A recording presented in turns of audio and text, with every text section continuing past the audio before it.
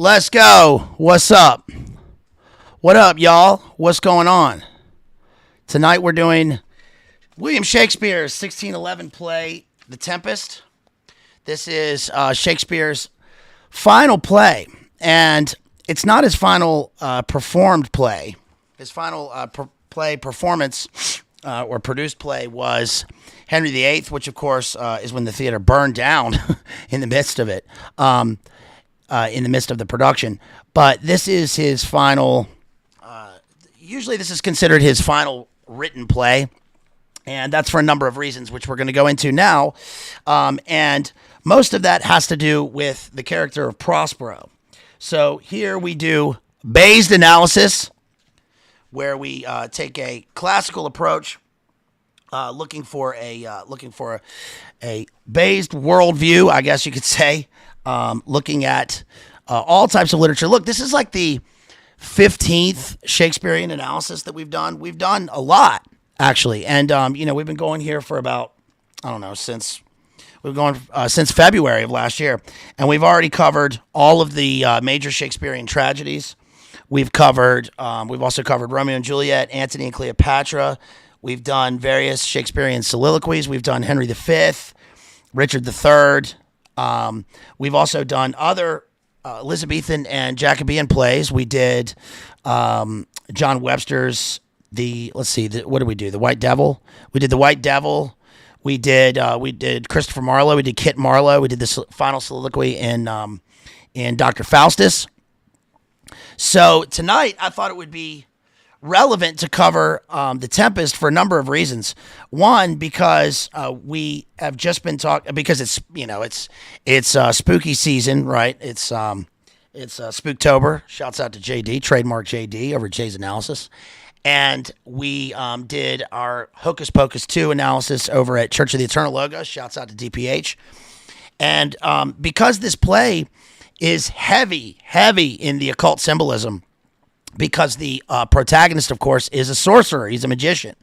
The character of Prospero. The play has, like any Shakespearean play, it's multi-leveled. But it's interesting because it's a tragicomedy. And that, of course, is oxymoronic. But I would say that it's a tragicomedy or a true romance. And the reason for this is the play is so different from all the other Shakespearean plays. I mean, I guess you could draw a parallel to some of the latter plays, The Winter's Tale, what else, Cymbeline, etc. But there are not only major connections to Macbeth, of course, which is the very first analysis that we did here, but the self-referencing and the intertextuality to Shakespeare's own work is pretty heavy in the play. In fact, I think that what Shakespeare is going for here is a conscientious coda, because he is drowning his book, right? That's Prospero's not his final act in the play, but his final central act, and that sort of stands in for Shakespeare saying, I'm done. I'm all finished. Of course, he died 5 years later, April 23rd, 1616. And when was the final Henry VIII? 1613. So then he had about 3 years of retirement. But this is the end. This is the end of the arc. And it's a good denouement to Shakespeare's own body of work, to his 37 plays. People sometimes say 38 plays, of course. His final play that has been sort of added recently by scholars is The Two Noble Kinsmen. I was in The Two Noble Kinsmen. I also did a sort of a minor production of the Tempest in Belfast. I played Caliban. But that doesn't really count. That was sort of co-written with another guy, and I would say that The Tempest is sort of the final statement, the final act. So it's there are a number of different levels on which the play works as an allegory. One could read it in a number of different ways. I mean, obviously, modern, or contemporary or postmodern scholars like to read it in the sense of, Josel Justus, right? Especially with the character of Caliban. You could read it as a gnostic allegory. In fact, I have an essay here from the I probably won't read it, but it's from the Theosophical Society. Who those people love this play because of the character of Prospero, right? Because of the magic in the play, the magic acts. I mean, he draws the magic circle. He's a sorcerer. You could read it as a natural allegory of nature. You can read it as a Christian allegory. You can read it as a romance. One of the things I'm really interested in with the play is the parallels I've always drawn between this and the source material. Now, one thing to keep in mind with Shakespeare is that there are really only two plays that Shakespeare wrote, not that he wrote, but two plays that had like original ideas. Most of Shakespeare's source material comes from Holinshed's Chronicles, Ovid's Metamorphoses, and various other sources. But the two storylines that he came up with that were totally original were, I think, Love's Labour's Lost is one, and this is the other. However, there is some source material for this, not in terms of the story, but in terms of like where he was inspired. And it's interesting to me, coming from down south here, because remember that Jamestown was 1607, so Shakespeare was, well alive. He was alive. He was well aware of this. It was a major deal, with the Virginia Company, etc. And the founding of Bermuda was right after that. And then a guy wrote a book about the founding of Bermuda, and Bermuda, of course, was Bermuda. If you've ever been to Bermuda, most people like kind of have a strange idea of Bermuda. A lot of people, I'm sure you guys probably don't think this, but a lot of people think of Bermuda as, being a Caribbean island in the Caribbean, but it's not. It's in the Atlantic, and it's really like, due east off of Hatteras in North Carolina. But it's very, it's very close to Virginia. Virginia, of course, at the time was like all of that territory, right?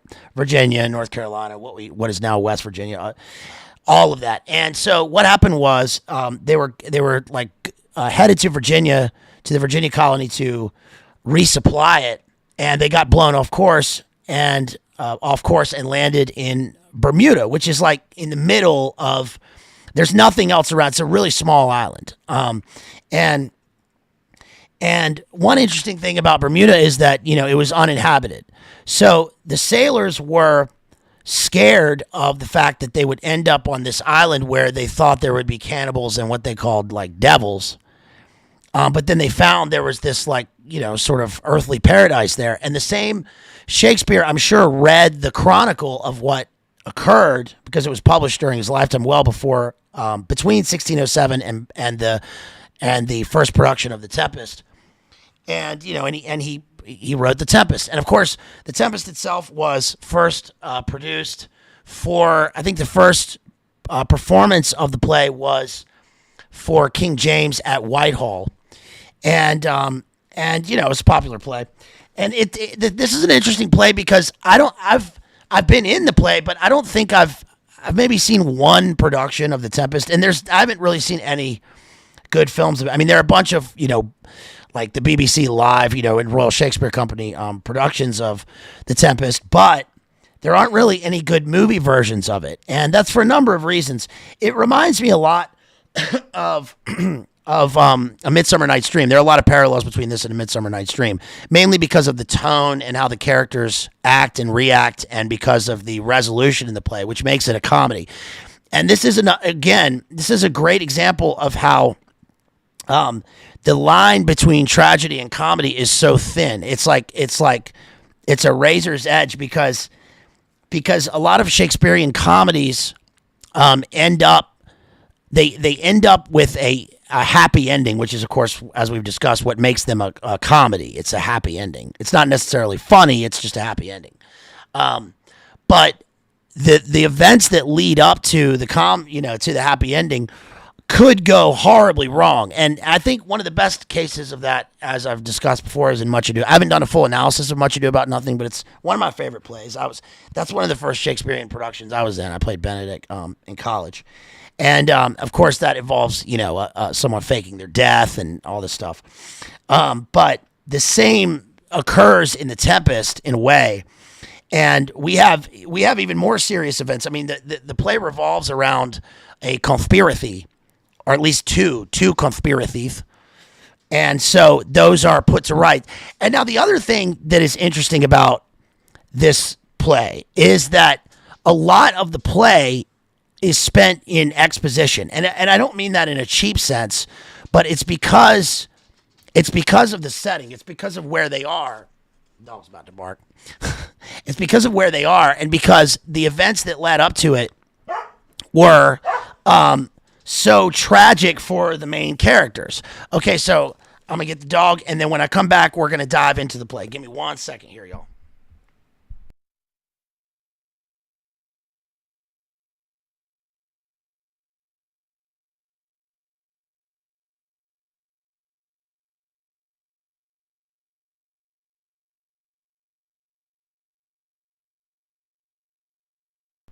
Okay. All right, I'm back.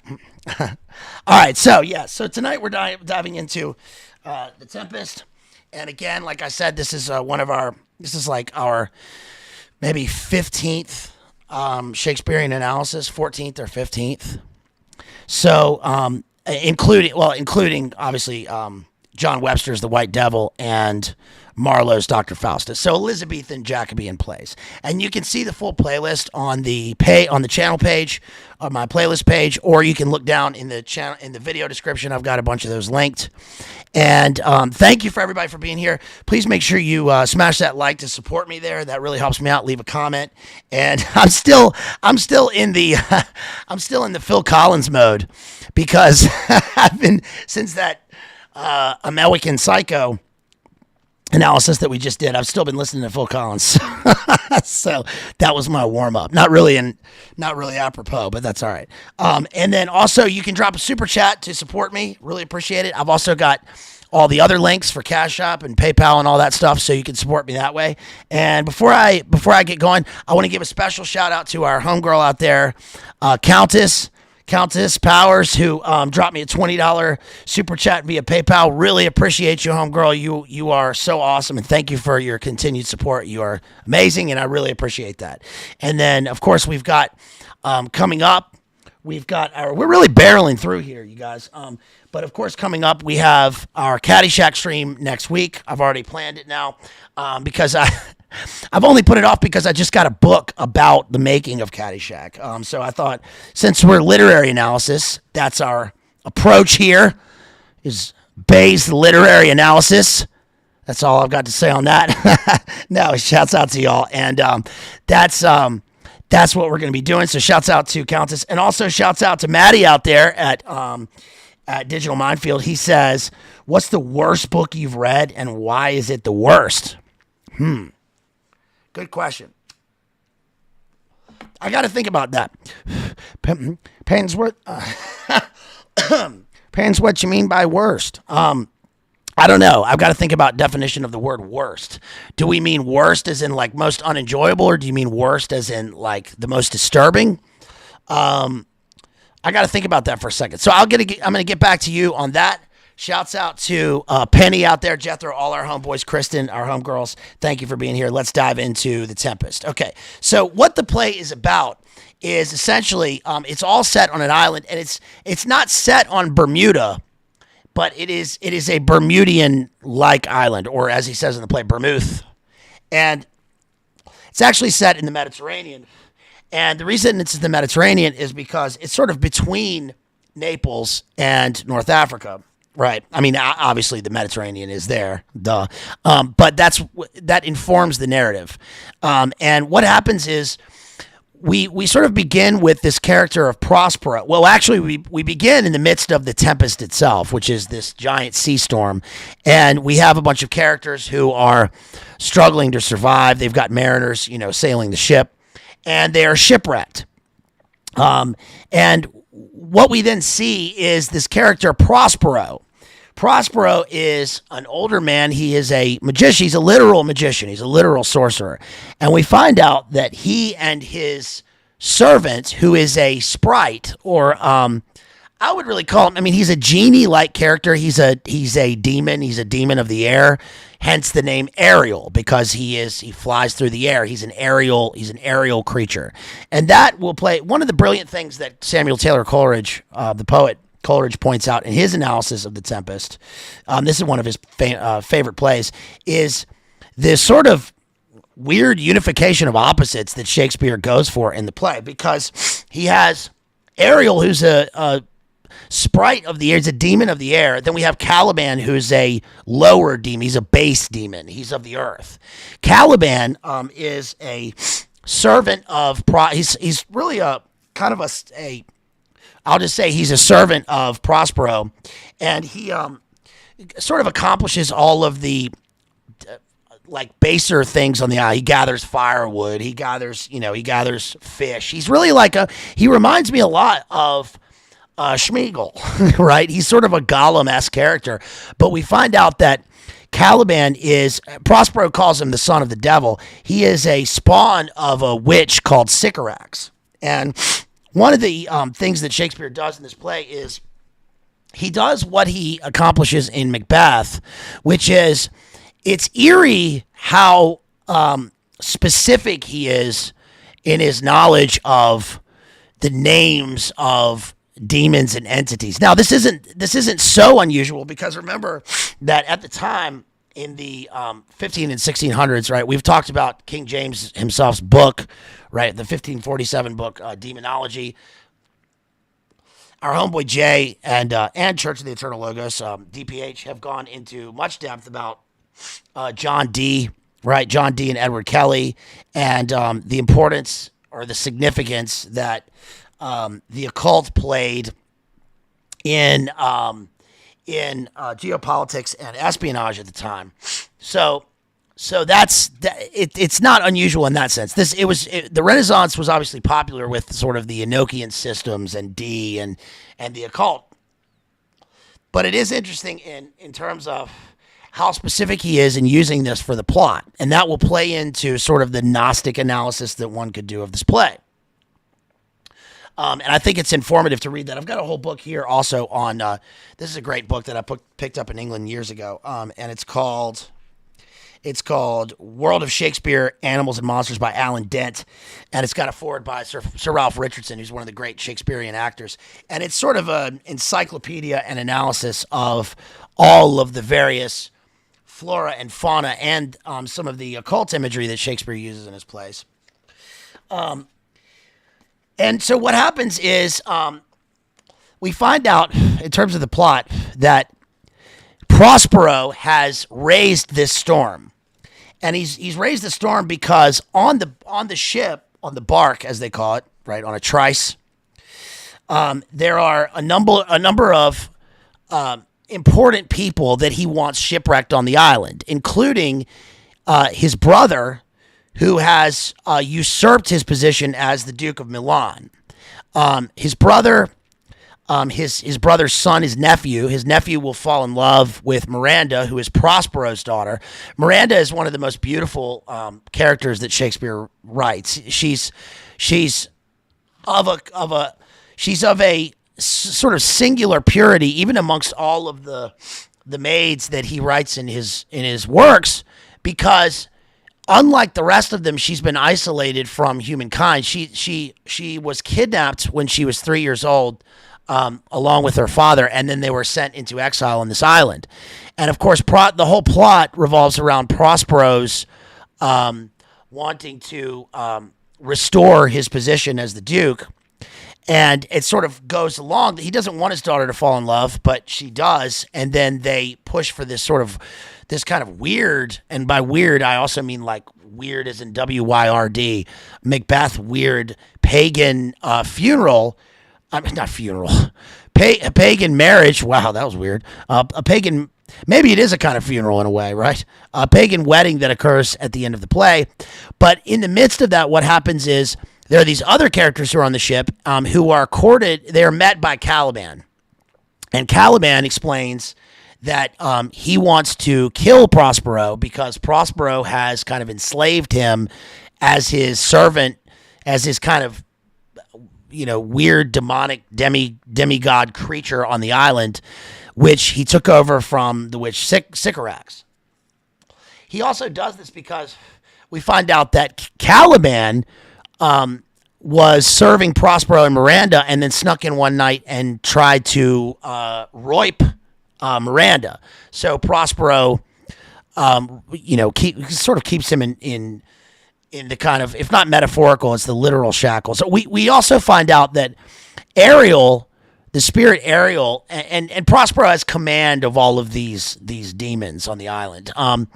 And Ariel also wears kind of shackles. There's sort of gauntlets, but one thing that's interesting on a personal note is that one of my drama teachers at Queen's in Belfast is the one responsible for getting it into the canon that when Prospero utters the words at the end of the play, he says, hold on, let me find the part where he says this. He says he's basically freeing Ariel. And remember that Shakespeare doesn't really, he has some pretty extensive stage directions in this, but remember that with Shakespeare, all of the stage directions are within the text. So anything that needs to be done is sort of spoken by the characters, not in a blatant way. But it's the same with all of the other all of the other Shakespearean plays, especially in Macbeth, right, where we have the end of a scene signified through a rhyming couplet.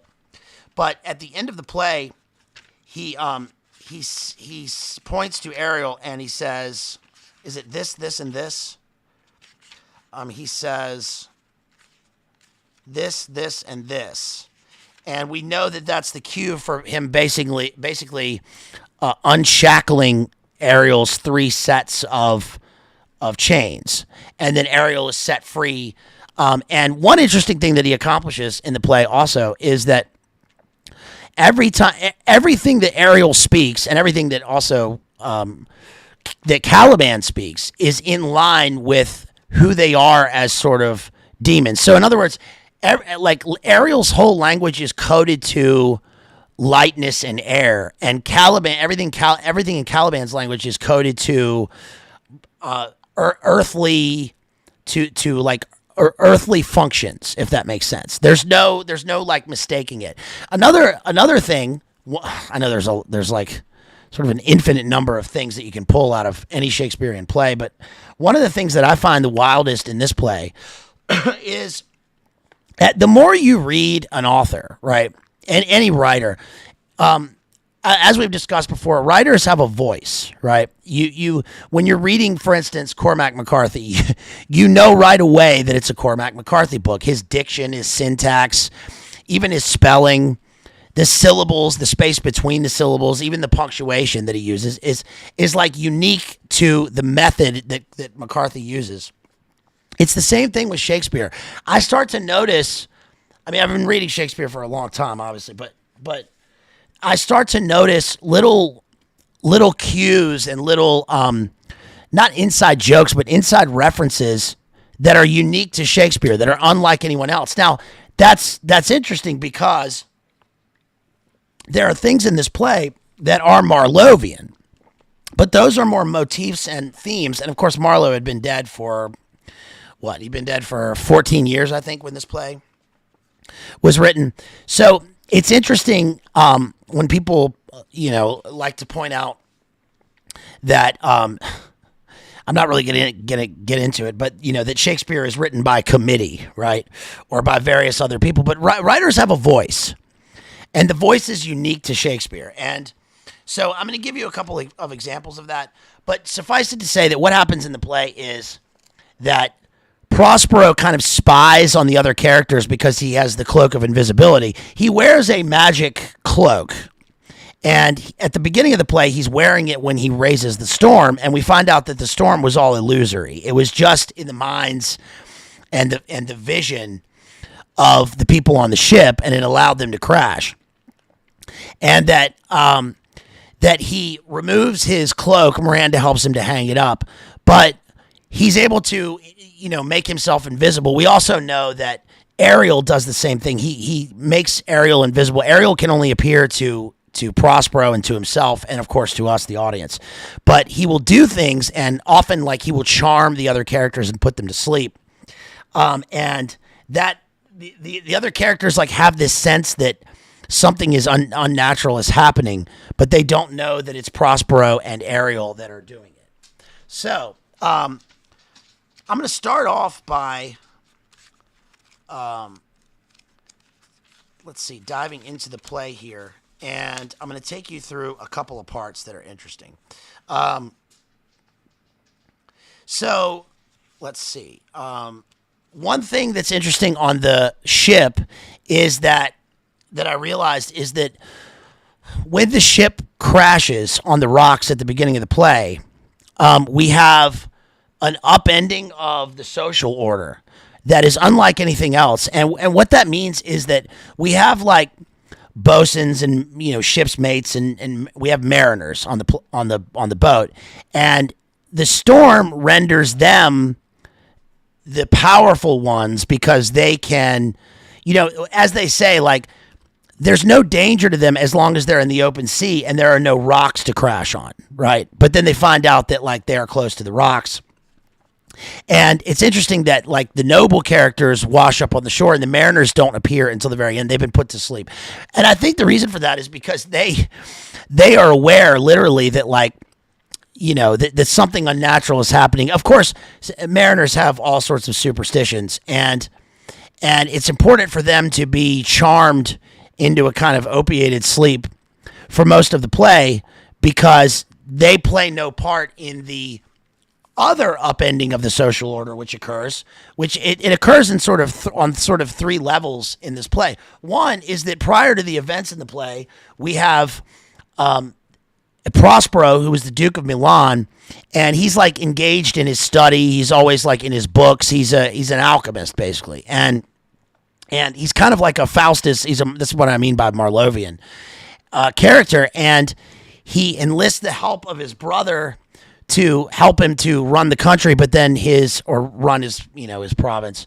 But then we have, but then his brother decides to conspire against him and usurp the position, usurp the duchy, and then he puts his brother on a ship and leaves. So that's one ending. That's one upending of the social order. Another upending is the fact that they are on the ship and the powerful people become the base people and vice versa. The other is that at the end of the play, we have the Duke, the brother, who then apologizes to Prospero and says, "No, you can have it back. You can now be the Duke again." So all's well that ends well, which of course is another title of another Shakespearean play. And let's see. So we have descriptions of Prospero's art with Miranda. This is Act 1, Scene 1 and Scene 2. Miranda says, "If by your art, my dearest father, you have put the wild waters in this roar, allay them. The sky, it seems, would pour down stinking pitch, but that the sea, mounting to the welkin's cheek, dashes the fire out. Oh, I've suffered with those that I saw suffer. A brave vessel who had no doubt some noble creature in her dashed all to pieces. Oh, the cry did knock against my very heart. Poor souls, they perished. Had I been any god of power, I would have sunk the sea within the earth, or ere it should the good ship so have swallowed, and the frauding souls within her." And Prospero says, "Be collected, no more amazement. Tell your piteous heart, there's no harm done." Now, this is interesting because Coleridge says, in his analysis, he says, let's see, he talks about Miranda, and he says, "This is exquisite. In general, our remembrances of early life." Okay, he's talking about how Miranda, it's interesting that Miranda feels so deeply about the characters because she's only known one other human, right? And the one human that she knows is That's right, Kristen. Yes, the AV or the King James Bible was 1611. And the one other character that she knows that's human is Prospero. She doesn't know any other humans, but she watches this shipwreck and she feels so deeply for it. It's almost like the depth of her love is as deep as the sea, in a sense. So the sea plays a powerful metaphor in the play. Prospero says, "No harm, I've done nothing but in care of thee, my dear one, thee, my daughter, who art ignorant of what thou art, not knowing of whence I am, nor that I am more better than Prospero, master of a full poor cell, and thy no greater father." It's interesting, he calls his exile a cell, right? It's almost like he thinks of himself as a monk who is engaged in a kind of course, for Prospero, it's not a kind of, it is an occult study, but he has this entire island as his duchy. Now that's important because before he had a dukedom, right? He had a place that he could rule, but there were tons of people, but he didn't rule over it. Now he has this island, which is like really more meant for him. I love how he says more better, meant for him because it aligns with his sort of his desires and his occult power. He's able to command spirits and sprites, and there's only one other human there, and he claims that he's doing it all for his daughter, right? Prospero says, "'Tis time I should inform thee farther." This is where we get the exposition, right? We're told what he did and who he was. "Lend thy hand and pluck my magic garment from me." So she lays down the robe. So, also remember, if you ever read Shakespeare, you'll know that the stage directions are his when they're in italics, and there are no brackets. Brackets mean scholars have added them later. But one of the most famous Shakespearean stage direction is "Exit pursued by a bear," which occurs in The Winter's Tale. But otherwise, he's very sparse with his stage directions. Although he does, at the beginning of this play, say, "A tempestuous noise of thunder and lightning are heard. Enter a shipmaster and a boatswain." That's probably one of the longest stage directions I've ever read from Shakespeare. But what it means is that he's setting the scene for the audience to be amazed by the special effects that are available at the time, and to use their imagination, right? The willing suspension of disbelief. He says, "Lie there, my art," which is that right there is a stage direction. It's in the dialogue, but it's a stage direction because he's talking about his cloak, right? He says, "Wipe thou thine eyes, have comfort. The direful spectre of the rack, which touched the very virtue of compassion in thee, I have with such provision in mine art so safely ordered that there is no soul, no, not so much perdition as an hair, betid to any creature in the vessel which thou heardst cry, which thou sawest sink, sit down. For thou must know, for now no further." In other words, what he's saying is, look, it looks like these people died. It looks like they died in a shipwreck, but they didn't. And part of that plays into Ferdinand, the character Ferdinand, and Sebastian, and they're sort of a kind of an allegorical baptism, because the character who falls in love with Miranda has lived this whole life not knowing who Miranda is and not even knowing that this island existed. But then what happens is he's sunk into the sea, and then he comes back, he arises and comes back and comes to the island where he's in this sort of kind of weird Neo-Eden, and not a literal Neo-Eden, but a kind of, an earthly paradise unspoilt by humans, except for Prospero, who rules over it as a kind of a demiurge. And he immediately awakens into love, right? So that's the kind of romantic allegory in the play. And also, it's not just a romance in terms of love, it's a romance in terms of the Romanesque, right?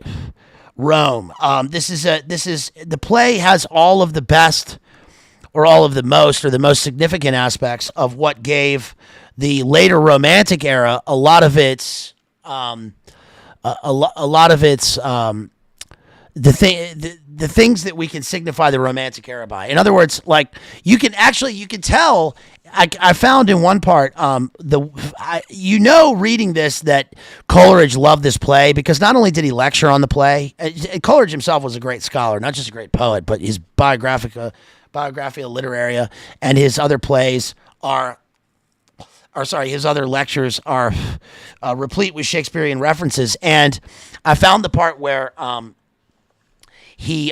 lot of the inspiration for Kubla Khan comes from the Tempest itself.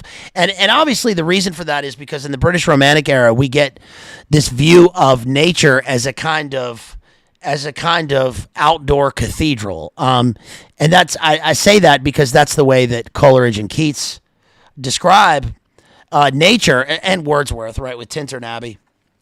But that is interesting because it's sort of the opposite of what we've been saying in the last few streams, which is where nature is seen as chaos compared to the order of civilization in the city. I remember we mentioned that in the Cotel Hocus Pocus 2 stream, and then talking about the witch, right? Because that's where the witches live, in the sort of outdoor nature of chaos. But this play sort of plays this play sort of does the opposite with nature, where it's like they're getting away from the chaos of the conspiracy of the city, and it becomes a place where like life can be renewed and because it's unspoiled, at least in the worldview of the playwright here. Also, this is the first. Act 1, Scene 2 has... Shakespeare is always known because he has... we can always find the origins of words and phrases in Shakespeare. Like, for instance, in Act 1, Scene 2, the term foul play, and then the term teen occurs here. And then Prospero says, "My brother and thy uncle, called Antonio, I pray thee mark me, that a brother should be so perfidious. He whom next thyself of all the world I loved, and to him put the manage of my state, as at that time through all the signatories, it was the first, and Prospero the prime duke being so reputed in dignity, and for the liberal arts without a parallel, those being all my study, the government I cast upon my brother, and to my state grew stronger, being transported and wrapped in secret studies. Thy false uncle dost thou attend me, sir, most heedfully, being once perfected how to grant suits, how to deny them, who to advance, and who to trash for overtopping." I think that's the first use of the word trash in English. New created the creatures that were mine, I say, or changed them. So when he says wrapped in secret studies, what he's talking about here is, of course, remember in Macbeth, look how our partner's wrapped withal, right?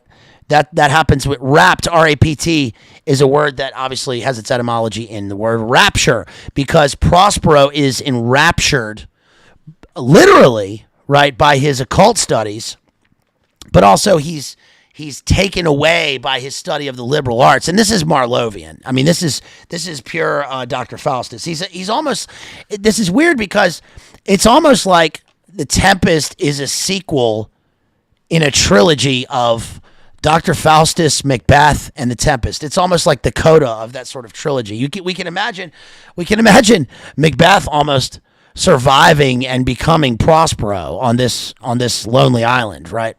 Just like remember Harold Bloom said that Falstaff is a kind of what did he say, that Falstaff and sort of grows up and becomes Hamlet, right? Because of both how they both postulate on philosophy. Let's see. Okay, on page, this is Act 1, Scene 2. Prospero says, "Know thus far forth by accident most strange bountiful fortune, now my dear lady, hath mine enemies brought to this shore, and by my prescience I find my zenith doth depend a most auspicious star, whose influence, if now I court not but omit my fortunes, will ever have after droop. Here cease more questions, thou art inclined to sleep, 'tis a good dullness, and give it away. I know thou canst not choose," and he makes Miranda sleep. But it's interesting that he talks about his zenith and his most auspicious star, because oftentimes, and this always occurs in the Elizabethan and Jacobean plays, the influence of the stars and astrology. This is sort of the D, this is typified by D, the influence of astrology on their life. But remember, this also occurs in Julius Caesar. We talked about it in Julius Caesar, right? The fault, dear Brutus, is not in the stars, but in ourselves. Or in Romeo and Juliet, right? A star-crossed lovers.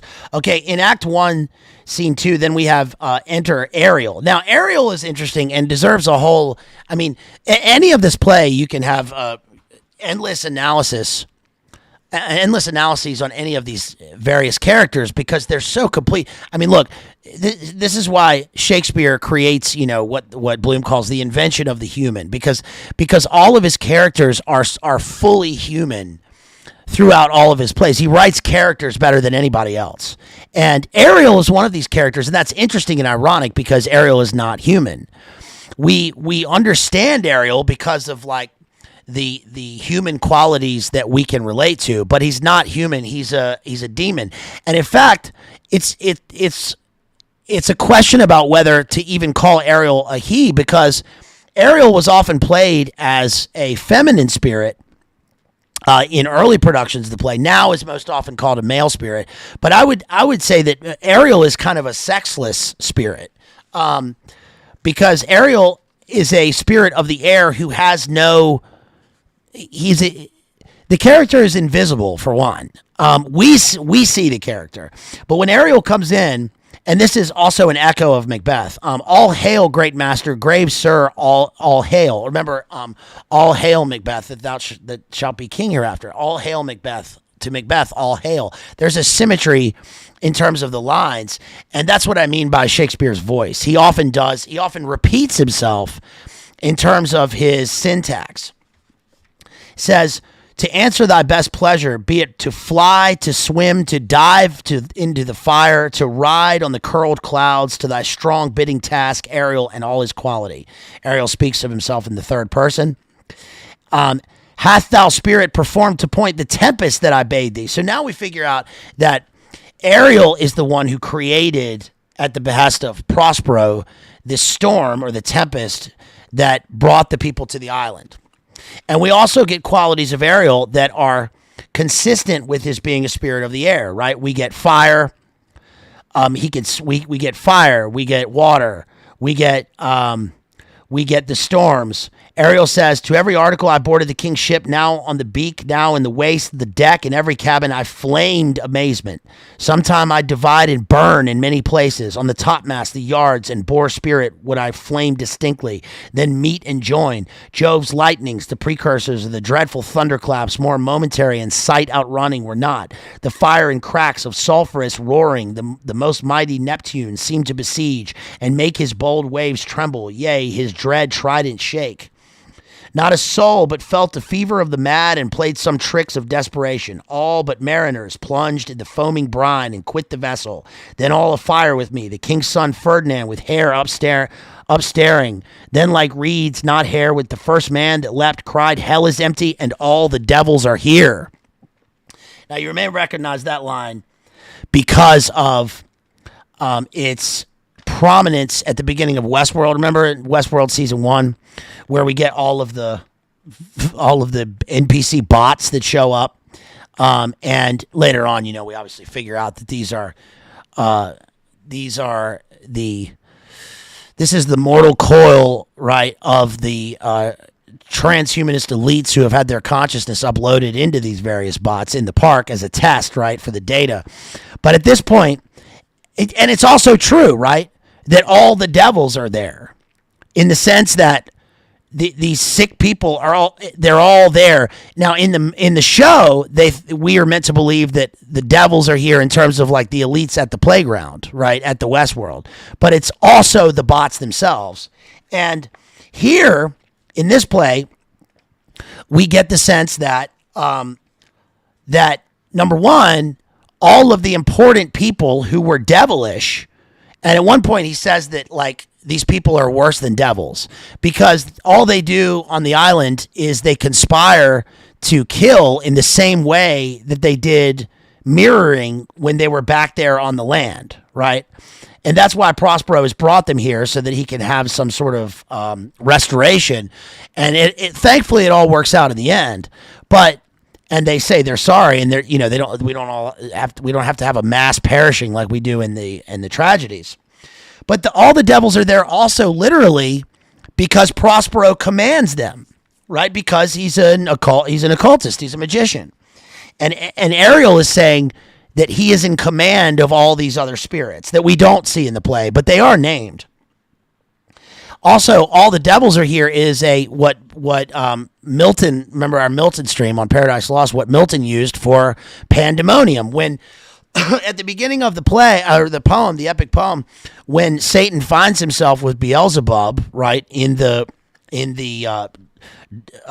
dark, so dark that the darkness is visible, right, in hell, they call the first name that they give to their new location is Pandemonium because all the devils are there, right? It says, let's see, that we have a baptismal image with a sort of a gnostic baptism, if you will, where Ariel says, not a hair perished on their sustaining garments, not a blemish, but fresher than before, as thou badst me, in troops. I have dispersed them about the isle. The king's son I have landed by himself, whom I left cooling of the air with sighs in an odd angle of the isle, and sitting his arms in this sad knot. This sad knot is like he's sitting there with his arms in a knot, but it also mirrors what Prospero says when he talks about Miranda later. He talks to, is it Ferdinand or Sebastian? Hold on. Let me see. He talks to, Ferdinand. Ferdinand, who falls in love with Miranda. And he says, essentially, you can marry her as long as you don't untie her, this virgin knot before the rightful rites of marriage. So the knot signifies a kind of purity, right? And here, the characters, Sebastian and Ferdinand, have found themselves knotted up on the island, all twisted up, but they have this sort of, they've been sort of wound up into a new life in this sort of Gnostic Neo-Eden. Also, he mentions here the still vexed Bermuths. Bermuths is an archaic form of Bermuda, so that's how we know the reference to Bermuda specifically from Shakespeare. And they found themselves on this kind of paradise island, right? Let's see. Okay, Act 1, Scene 2, we also have Prospero talking about the origin of Ariel, and he says, thou liest, malignant thing. Hast thou forgot the foul witch Sycorax, who with age and envy was grown into a hoop? Hast thou forgot her? No, sir, thou hast. Where was she born? Speak, tell me. Sir, in Argier.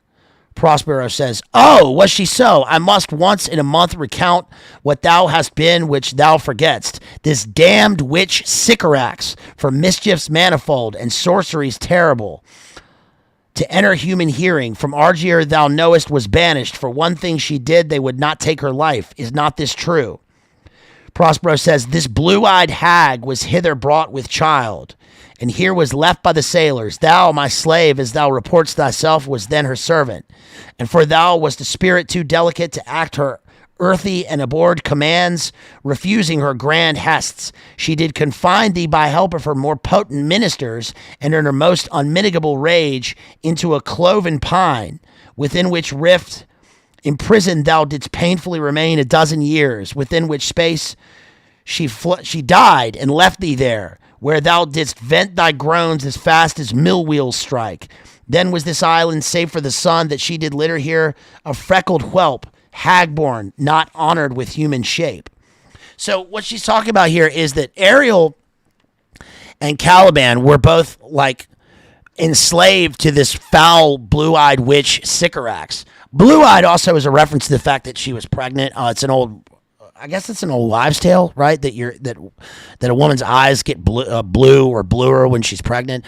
But she's not only pregnant with a child, she's pregnant with demonic energy, and she asks Ariel to work a bunch of dark occult magic on the island, which he refuses to do.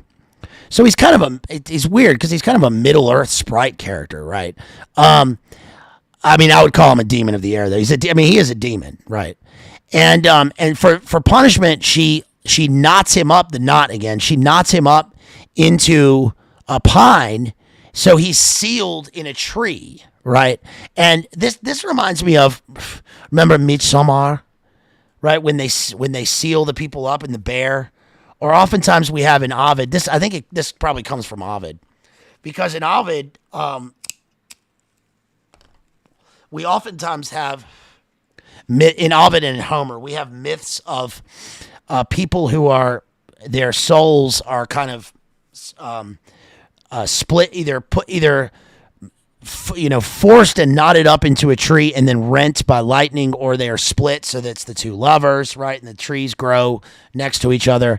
But we have, regardless of that, we have this sort of unification of nature and human life that occurs so often in these kind of occult texts, right? Also, like I mentioned in the DPH stream, it's interesting to me how many times the weirdness of the demons and spirits who often have an X in their name. I think in Hocus Pocus 2 it was Binks. Binks was the cat. Here we have Sycorax. You'll notice that oftentimes demons have Z's in their name, right? Azazel, excuse my language, folks. Azazel, Beelzebub, etc. We also get the name of the demon. Let's see, the demon mother later on. The sort of demon mother character who is named. It sounds like Phobos. I'll have to find that in a minute. So anyway, then he's basically reminding Ariel that, you served me because I freed you, which is interesting because one of the themes in the play is the idea of freedom and what that means. And oftentimes we will have characters who are freed. Yeah, Maddie says the affiliates won't be happy with that one, folks. The affiliates won't be happy with that one, folks. But listen, I'll take the heat, all right? It's a family audience. I'm not really, but it is 8 o'clock, all right? But we're doing highbrow Shakespeare here. But we have, what was I saying?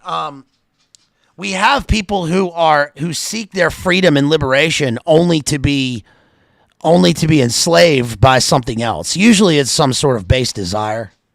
So for instance, Caliban, the character Caliban is this earthbound beast creature. He's a son of a devil, but he's sort of anthropomorphized into a beast, and he seeks freedom from Prospero, even though Prospero has freed him from another demon. But then when he comes across the people on the island, the shipwrecked people, the nobles who have been shipwrecked on the island, he immediately sells himself to them, body and soul. He says, will I kiss thy boot? Just because they're not Prospero. And then we find that, of course, they're going to treat him exactly the same as all the others did. So his freedom is just simply more servitude. And not servitude in terms of service, but servitude. And one of the great things about the happy ending of this play is the fact that the characters find love. They discover what love means by their giving. They receive by giving, right? Miranda and I keep mistaking. Is it Ferdinand or Sebastian? Miranda and Ferdinand. Ferdinand is a son of a nobleman. I mean, he's going to inherit the duchy. But he immediately sees Miranda and he's in love with her. So it's the process of love and courting, but like synthesized into one island, right? And a brief space of time.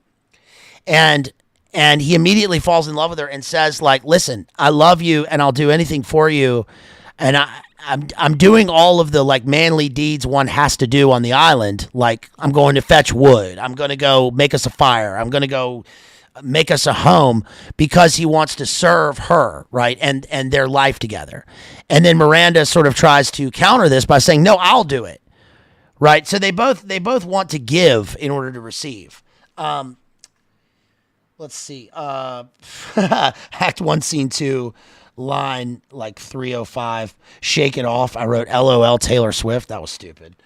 Shake it off. Come on, we'll visit Caliban, my slave, who never yields us kind answer. 'Tis a villain, sir, I do not love to look on, says Miranda. And we find out why. Prospero says, thou poisonous slave, got by the devil himself. Got means begot, right? By the devil himself. Remember in Macbeth, thou shalt get kings, though thou be none. Upon thy wicked dam come forth. Caliban comes out and he says, as wicked dew as ere my mother brushed with raven's feather from unwholesome fen, drop on you both. A southwest blow on ye and blister you all over. So Caliban's first entrance into the play is a cursing.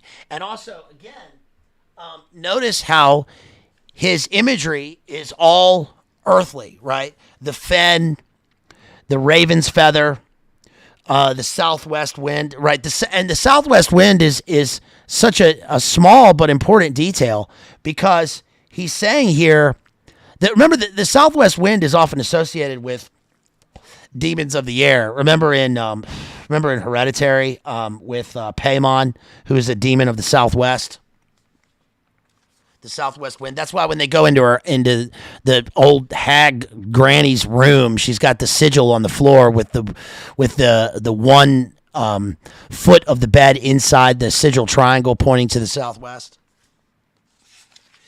Caliban says, I must eat my dinner. This island's mine by Sycorax, my mother, which thou takest from me. When thou camest first, thou strokest me and made much of me. Wouldst give me water with berries in it, and teach me how to name the bigger light and how the less that burn by day and night. And then I loved thee and showed thee all the qualities of the isle, the fresh springs, brine pits, barren place and fertile. Cursed be I that did so. All the charms of Sycorax, toads, beetles, bats, light on you. For I am all the subjects that you have, which first was mine own king. And here you sty me in this hard rock, whiles you do keep from me the rest of the island. Prospero says, thou most lying slave, whom stripes may move, not kindness I have used thee, filth as thou art, with humane care, and lodged thee in mine own cell, till thou didst seek to violate the honor of my child, he says. In other words, he took in Caliban, and this is where the sort of gnostic allegory comes into play with this play, because what we have here is the fact that Caliban is this beast. He's a beast, demigod, son of a devil. And the first thing that Prospero, who is the sort of demiurge on the island, does is he teaches him language and he names him. Right? And he names all of the various things on the island. He names the berries and the water and the animals. And then he gives him this place to live. He gives him his sort of pseudo monk's cell, his sort of pseudo John D, weird, Al Crowley monk cell to live in. Right. And then, of course, Caliban will later go on. You taught me language, and the language I'm paraphrasing, but the language you taught me allows me to curse thee the better, which is a kind of a Cain image. Right. You taught me language, he says, and my profit on't is I know how to curse. The red plague rid you for learning me your language. Prospero says, hag seed, hence, fetch us in fuel. I love the alliteration. And be quick, thou art best to answer other business. Shrugst thou malice? If thou neglectst or dost unwillingly what I command, I'll rack thee with old cramps, fill all thy bones with aches, make thee roar, that beasts shall tremble at thy din. Caliban says, no, pray thee, I must obey. His art is of such power, it would control my dam's god, Setebos, and make a vassal of him. So in other words, he knows that even Prospero can draw his magic circle, which he literally does, and And he, what, Kristen, what'd you say? Did he even name the juice? I'll see myself out. Sorry, I shouldn't be looking at the chat. And he draws his magic circle, and he can command even Setebos, which is this sort of superior demon. Then we have Chanticleer, the rooster, and we have Ariel's song. Ariel speaks in light and airy, euphonious songs here. He said throughout the play. Remember, Chanticleer is the rooster, right? That is one of the recurring characters, especially in medieval ditties and shanties, and occurs. I think the first occurrence of Chanticleer is in Chaucer, is in the Canterbury Tales. But he says, "And then take hands, curtsied when you have kissed the wild waves whist. Foot it featly here and there, and sweet sprites the burden bear. Hark, hark, burden dispersedly. Bow, bow, the watchdogs bark. Bow, bow, hark, hark. I hear the strain of strutting Chanticleer cry cock-a-diddle-doo." And then we have Ariel's song, which is probably one of the most famous songs, or one of the most famous parts of the play and of all Shakespeare. And it's Ariel's song. This is still Act 1, Scene 2, long scene. He says, "Full fathom 5 thy father lies. Of his bones are coral made. Those are pearls that were his eyes. Nothing of him that doth fade, but doth suffer a sea change into something rich and strange. Sea nymphs hourly ring his bell. Hark, now I hear him. Ding dong bell." So what he does here is do you get the euphonious language and the alliteration? Because it's entrancing, right? This is the same thing that the Weird Sisters do in Macbeth. They sing with trochaic, tetrameter. And here we have these, a lot of the play also, some of the form of the play mimics Shakespeare's narrative poems, which I never get into. But the Phoenix and the Turtle, right? And the Roip of Lucrece, and the lines are shorter. And here we have the kind of weird, mesmerizing Ariel sprite demon song that lulls the audience, the reader, and the characters to sleep, right? But also we have imagery that has recurred like throughout the rest of the canon of literature. I mean, look, if you've ever seen the Pirates of the Caribbean, right, you see this imagery. If you know Treasure Island, right, we did the Bottle Imp with Robert Louis Stevenson, and a lot of times the Anglo shanty, right? England is an island, and so we have this seagoing culture, and that spreads out over the globe for from the Elizabethan Renaissance up to now, and this sort of makes headway with Virginia and Bermuda, and then the Tempest is sort of the almost propagandistic play of that time, and what we get is the sort of vernacular that develops as a result of this, right? The mariners talk, and it's this sort of rhyming, lulling, lilting speech that is supposed to mimic the sea itself. I mean, remember that, it's no accident that the Elizabethans wrote in iambic pentameter, because pentameter as a line of verse is long, right? It's 10 syllables. That's a long line of verse. It's meant to mimic the everyday speech.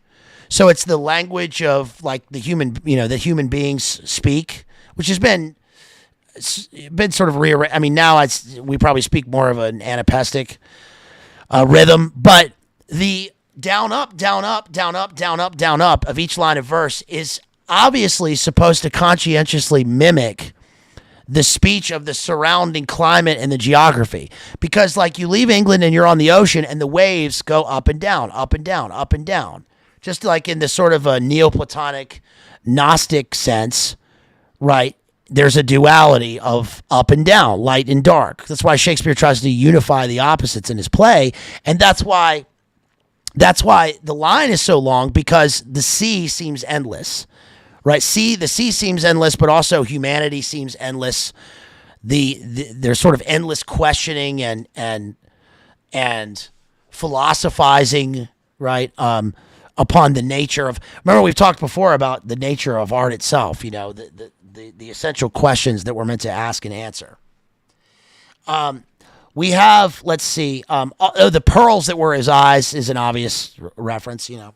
We have that in all of the pirate movies and shows. We even, we've covered Moby Dick, and the same sort of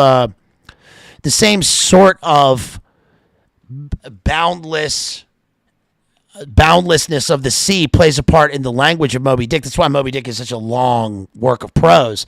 But the rhythm of it is certainly poetic and consciously Shakespearean. Also, notice the term sea change that occurs. And the sea change is obviously, a sea change is the massive shift, the massive paradigm shift 2070 that occurs in culture or consciousness. We have, let's see,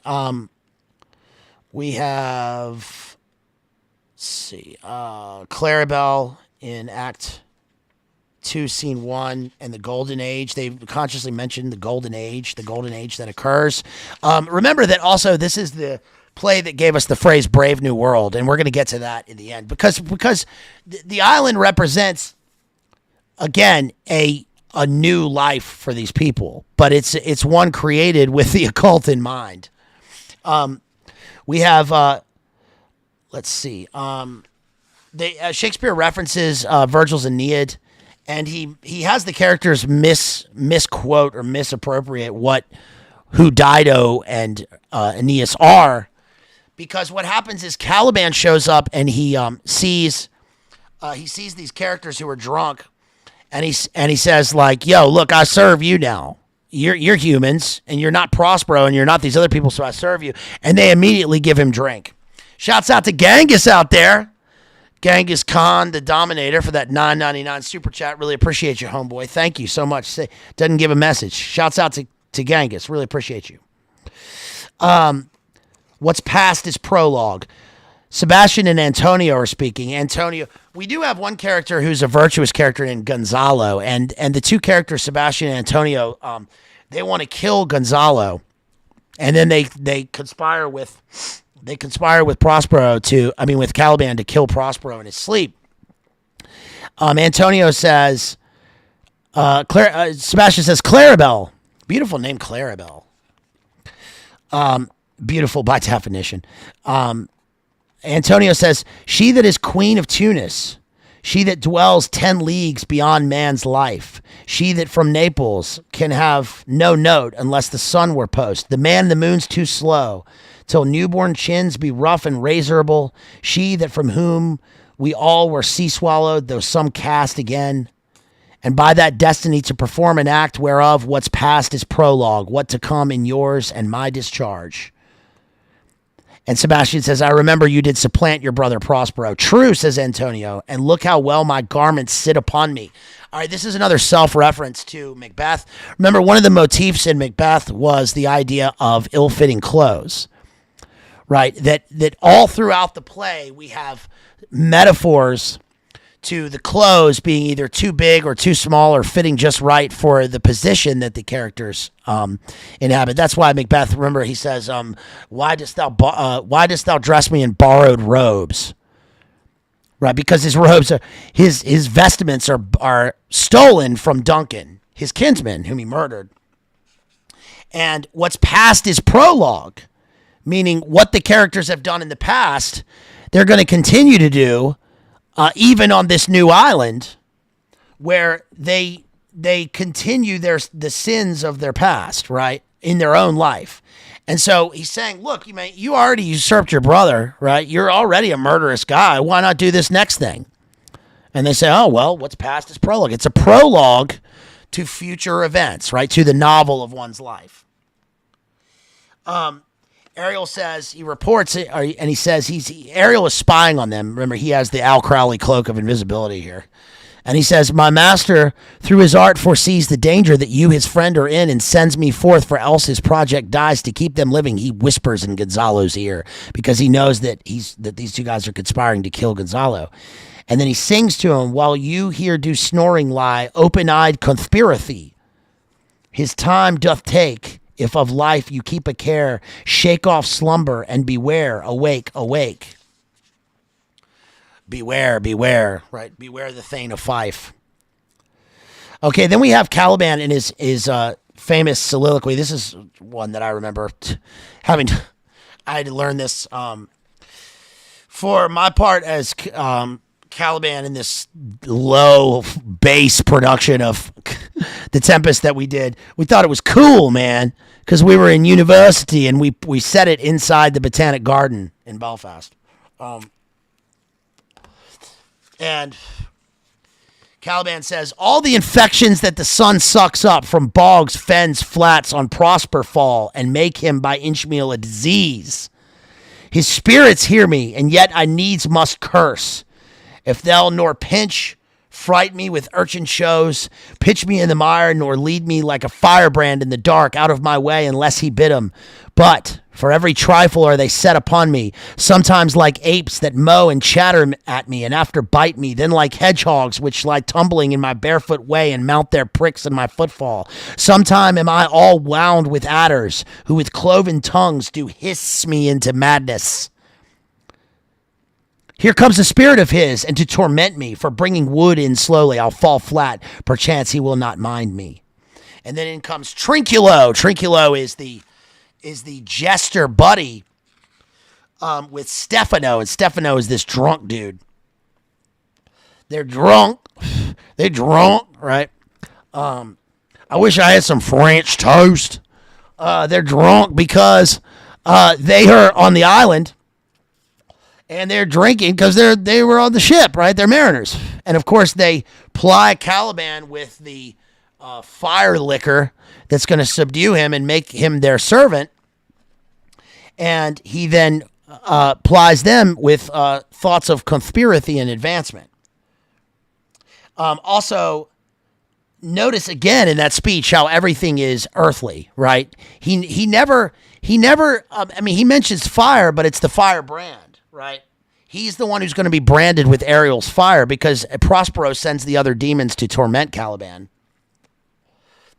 But remember, we can't feel sorry for Caliban. Maybe you can. I guess there's an interpretation where you can feel sorry for him. But you don't have much sympathy for Caliban because of, well, you don't have any sympathy for him because you heard what Miranda said that he tried to do, right, when she was younger. Right? Caliban's a pervert. That's why he's the base one. He's not based, he's base. A slave to his passions and desires. And let's see. Trinculo says, here's neither bush nor shrub to bear off. Of course, Trinculo, these guys are, Shakespeare, what he does is he switches up the form, right? Notice that we have Caliban's verse here, and then we have Trinculo's prose, right? It's not written in verse because he is a low character and he is too drunk to be able to speak in the high verse of the noble-born creature, the noble-born people. Right. And to the manner born. And Trinculo, he's also tricky, right?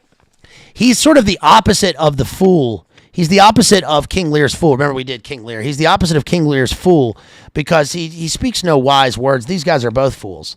He says, hey, here's neither bush nor shrub to bear off any weather at all, and another storm brewing. I hear it sing in the wind.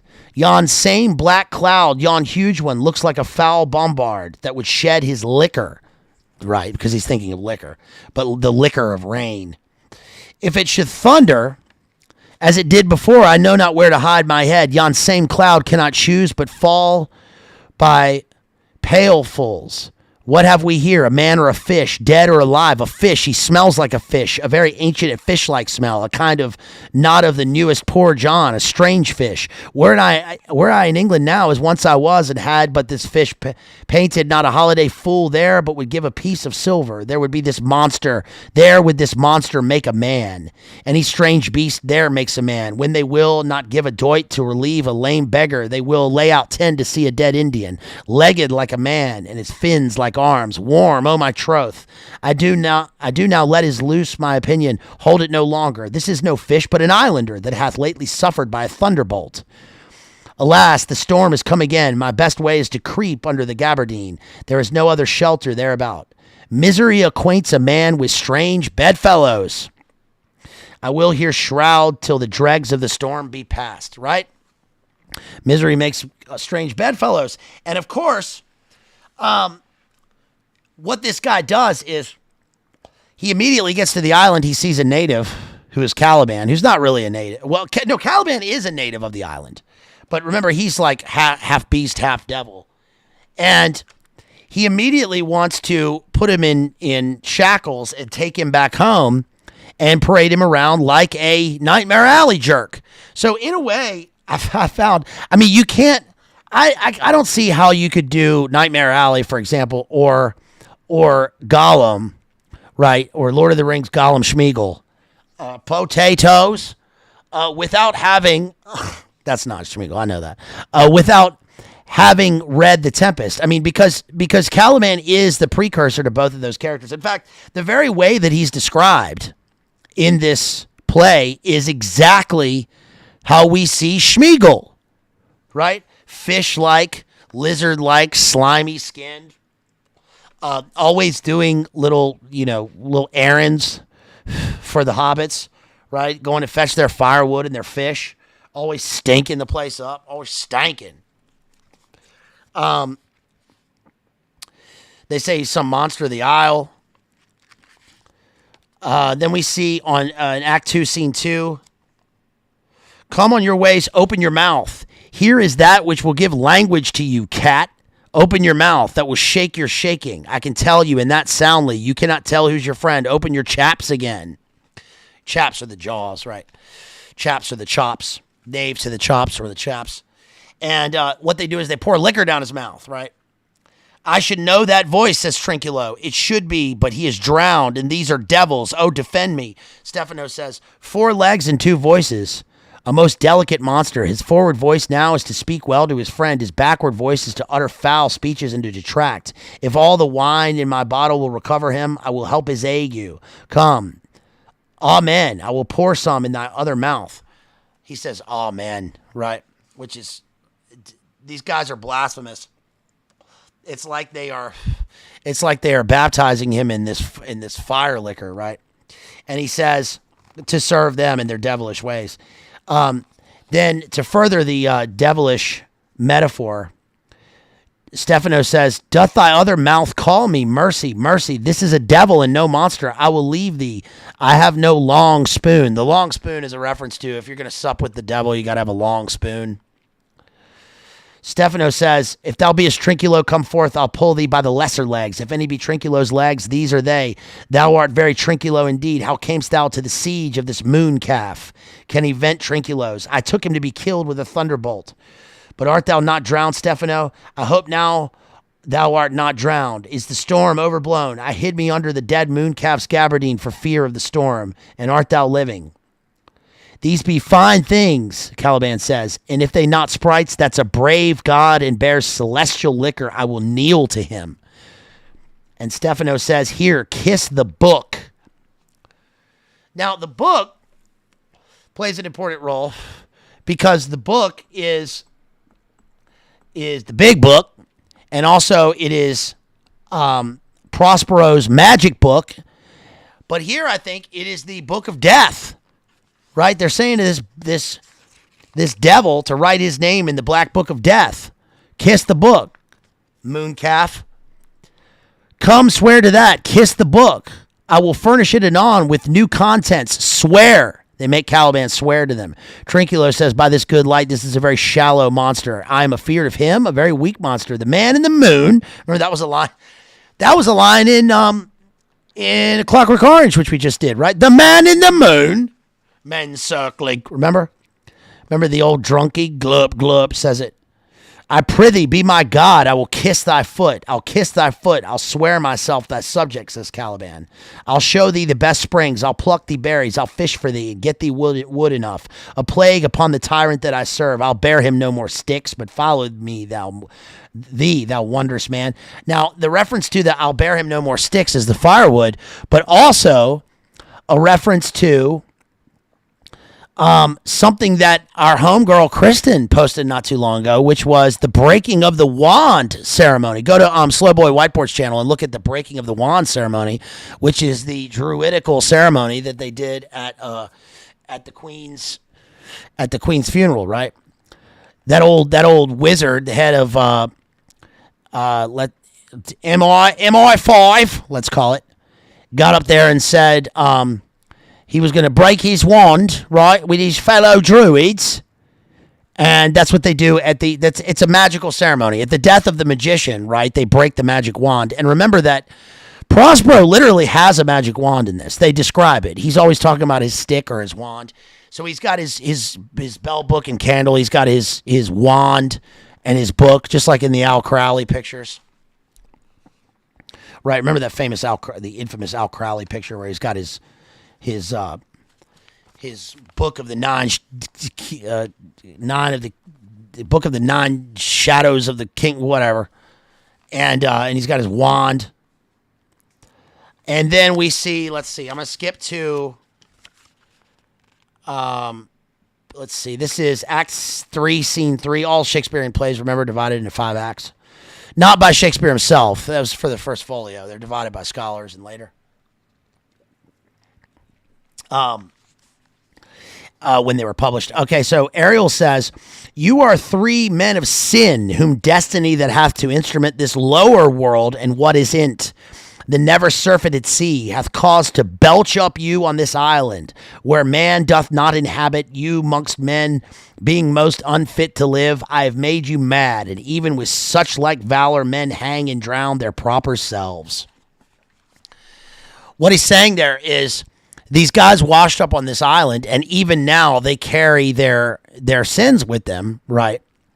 Because what's happened is they have vowed to kill Prospero in his sleep, and they want to continue the very thing that they did.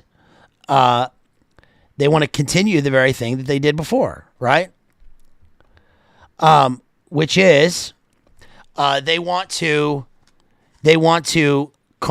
do a conspiracy and muck duck, right? He says, "Exposed unto the sea, which hath requited him and his innocent child, for which foul deed the powers delaying, not forgetting, have incensed the seas and shores, yea, all the creatures against your peace. Thee of thy son Alonso they have bereft, and do pronounce by me lingering perdition, worse than any death can be at once, shall step by step attend you and your ways, whose wraths to guard you from which here in this most desolate isle else falls upon your heads is nothing but heart sorrow and a clear life ensuing." And then Prospero says to them, "Bravely the figure of this harpy hast thou performed, my Ariel. A grace it had, devouring of my instruction hast thou nothing bated in what thou hadst to say. So with good life and observation strange, my meaner ministers their several kinds have done. My high charms work. And these mine enemies are all knit up in their distractions. They now are in my power, and in these fits I leave them, while I visit young Ferdinand, whom they suppose is drowned in his and mine love darling." So what he's saying here is, first of all, knit up is the knot, right? The knot that he was discussing before, and the knit up remember Macbeth says, "Knit up the raveled sleep that doth knit up the raveled sleeve of care." This is the intertextuality in Shakespeare. This is him referencing himself. That's why it's a kind of a weird sequel to Macbeth, right? Where he says, basically the characters are continuously put to sleep. And Macbeth, remember, after he kills Duncan, says, "Macbeth hath murdered sleep," because he'll never sleep again. He kills Duncan, his kinsman, who also came to his castle, that he should take care of him when he comes into his own home, right? Instead, he's going to kill him, and he says, "An angel's trumpet tongue will sound his leaving off, his taking off." And then he says, "No, the multitudinous seas incarnadine," right? Making the green one red. In other words, will great Neptune's ocean wash this blood clean from my hands? He wants to wash the blood of killing his kinsman Duncan, his kinsman, his lord, his friend Duncan, And he says, like, he washes his hands, he washes the blood off of his hands, but he knows that he literally cannot ever wash the blood clean from his hands, because the blood red will, and remember, Shakespeare invents the word. It's a neologism. As it says in the introduction to this, when Shakespeare can't find a word, he just creates a new word. It's a neologism. So it will the multitudinous seas incarnadine, right, which means to redden. In other words, he can't wash the blood clean from his hands, because the blood from his hands will flow into the ocean and will redden the green ocean. And in the midst of that, he says, Macbeth hath murdered sleep, sleep that knits up the raveled sleeve of care, great nature's balm, right? In other words, you sleep because nature, it provides you this way to recharge.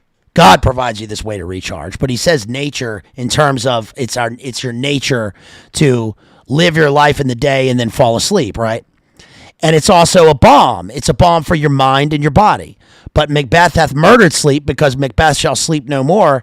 And in this, the mariners sleep for almost the entirety of the play. They're innocent in all this. But the nobles sleep when it is useful to the black magician Prospero. And when they're going to kill Prospero in their sleep, they also will murder sleep, right? He describes, at one point, Ariel shows up as a harpy. Bravely the figure of this harpy hast thou performed, my Ariel. Grace it had, devouring of my instruction. Thou hast nothing bated if in what thou hadst to say.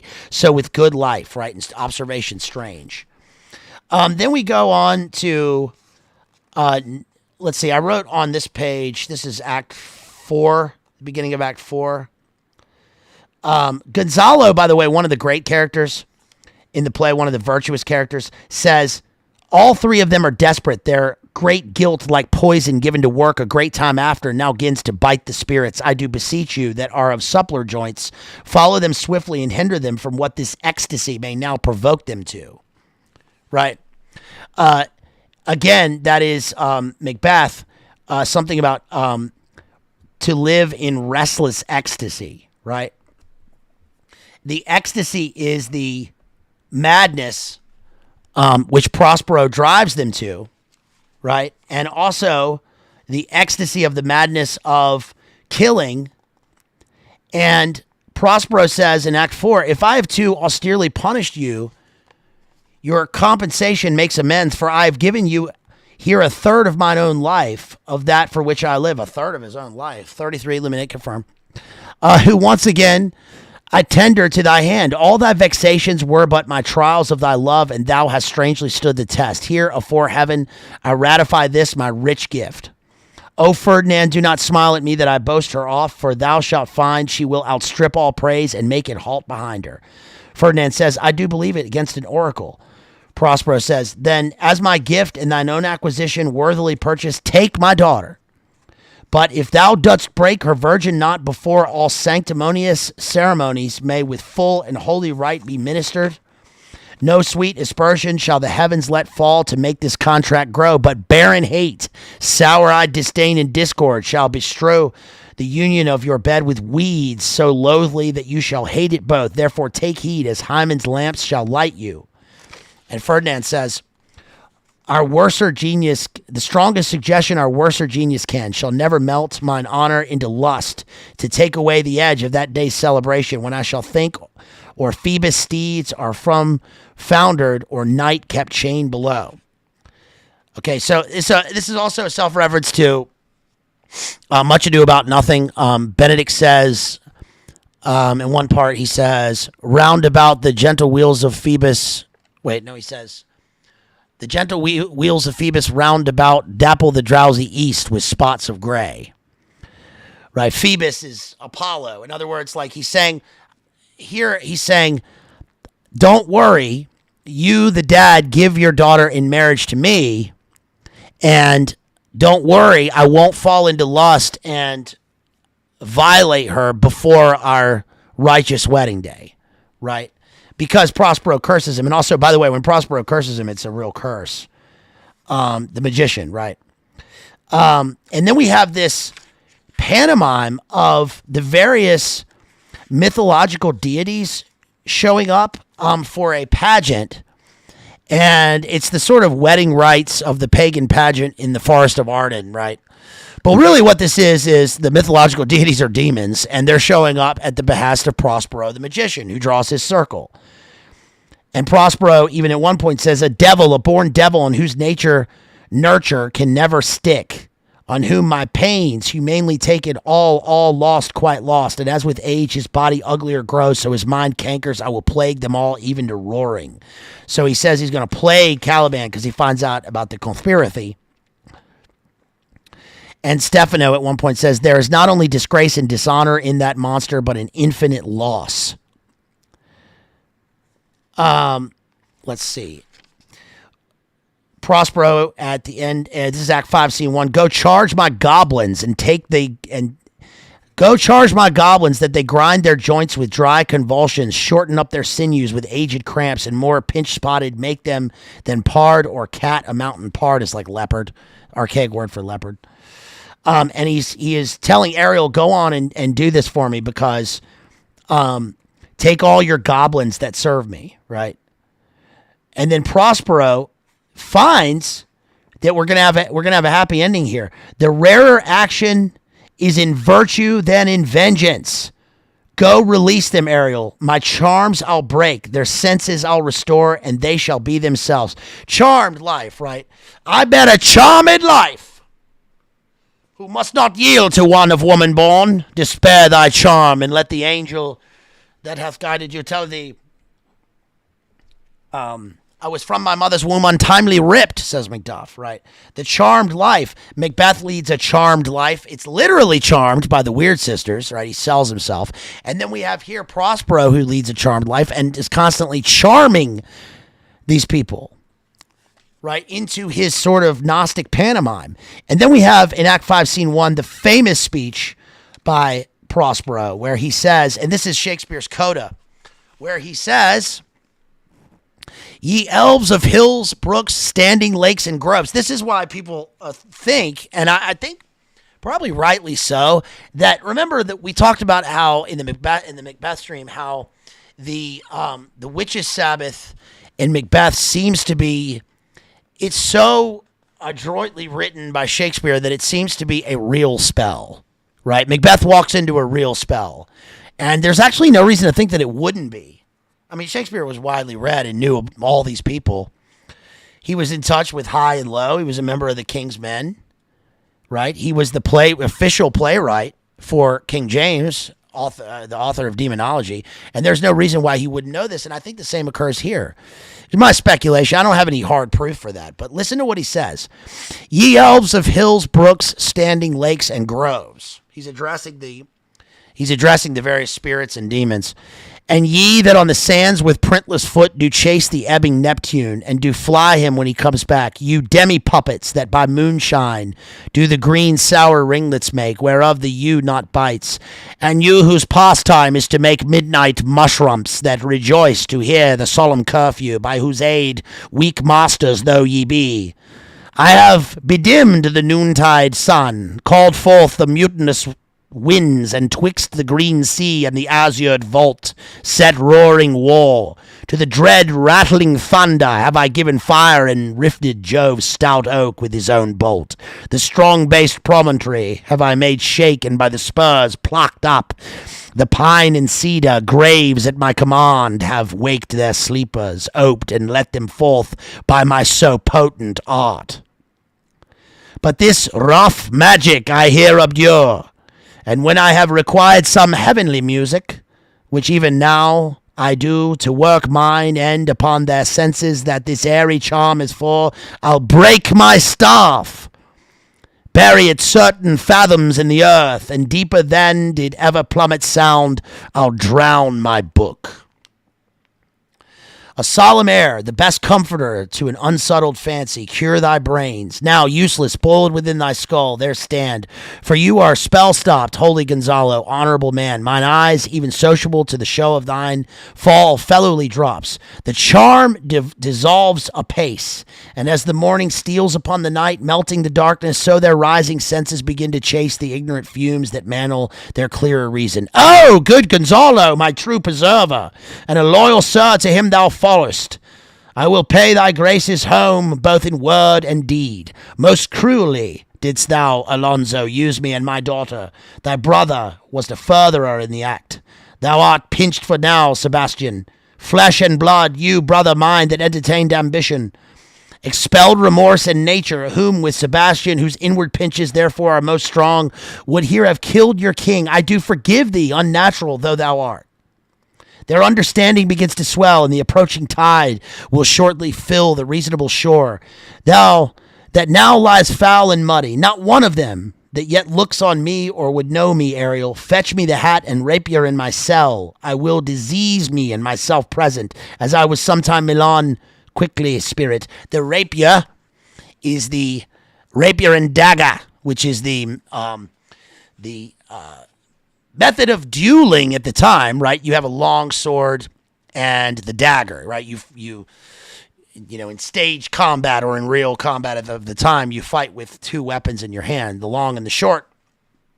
Not a short sword. That's a Roman gladio, right? This is slightly different. This is a full-on dagger. But what he's saying here is, he said, the rarer action is in virtue than in vengeance.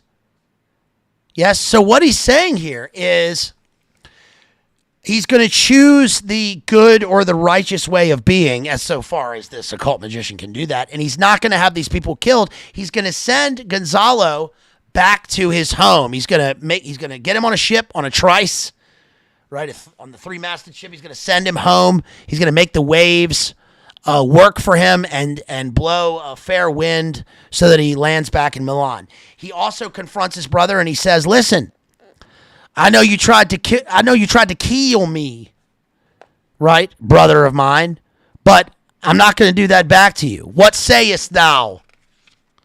Right? And he says, behold, Sir King, the wronged Duke of Milan. Sebastian says the devil speaks in him. Prospero says, "No, for you, most wicked sir, whom to call brother would even infect my mouth. I do forgive thy rankest fault, all of them, and require my dukedom of thee, which perforce I know thou must restore." And then they say, you know what? You're right. You're right. We did do you wrong. We're sorry, homeboy. And they say they're sorry, and all's well that ends well. The rankest reminds me of that soliloquy in Hamlet. Remember we talked about that in Hamlet. Spread not the compost on the weeds to make them ranker. Forgive me this my virtue, for the fatness of these pursy times. Virtue itself of vice must pardon beg. Yea, curb and woo for leave to do him good. Rancor means like to fester, right? To turn into weeds. And he cures them, like he reveals himself in his charm. He loosens their charms. And then part of this is, of course, Ferdinand says, though the seas threaten, they are merciful. I've cursed them without cause. The sea is, of course, the great, boundless deep of the abyssal metaphor for their actions. But it's also the exterior fear. And they say, like, look, man, I'd rather be on land and thirsty than on the desert of the sea, right? Water everywhere, nor a drop to drink, Coleridge. I misquoted that, but that's all right. And he says, like, I had no reason to fear the unknown in terms of like to curse it, right? Perhaps they should fear God, right? Fear of the Lord's beginning of wisdom. But here they are supplanted into this weird Gnostic Neo Eden with Prospero as their commanding demigod. And then finally, the bosun and they're reborn, of whom I have received a second life and second father. This lady makes him to me. So we see that Ferdinand says that, look, man, Ferdinand and Gonzalo are two of the like virtuous characters in this, because they find themselves in the accident of their birth and in their situation in their birth, respectively, right? And Ferdinand can't be helped for the sins of his father, right? And he says, look, man, although I was shipwrecked and I could have died, I was reborn into this island into love, like because I found the woman that I love. And he says that immortal providence, but by immortal providence, she's mine.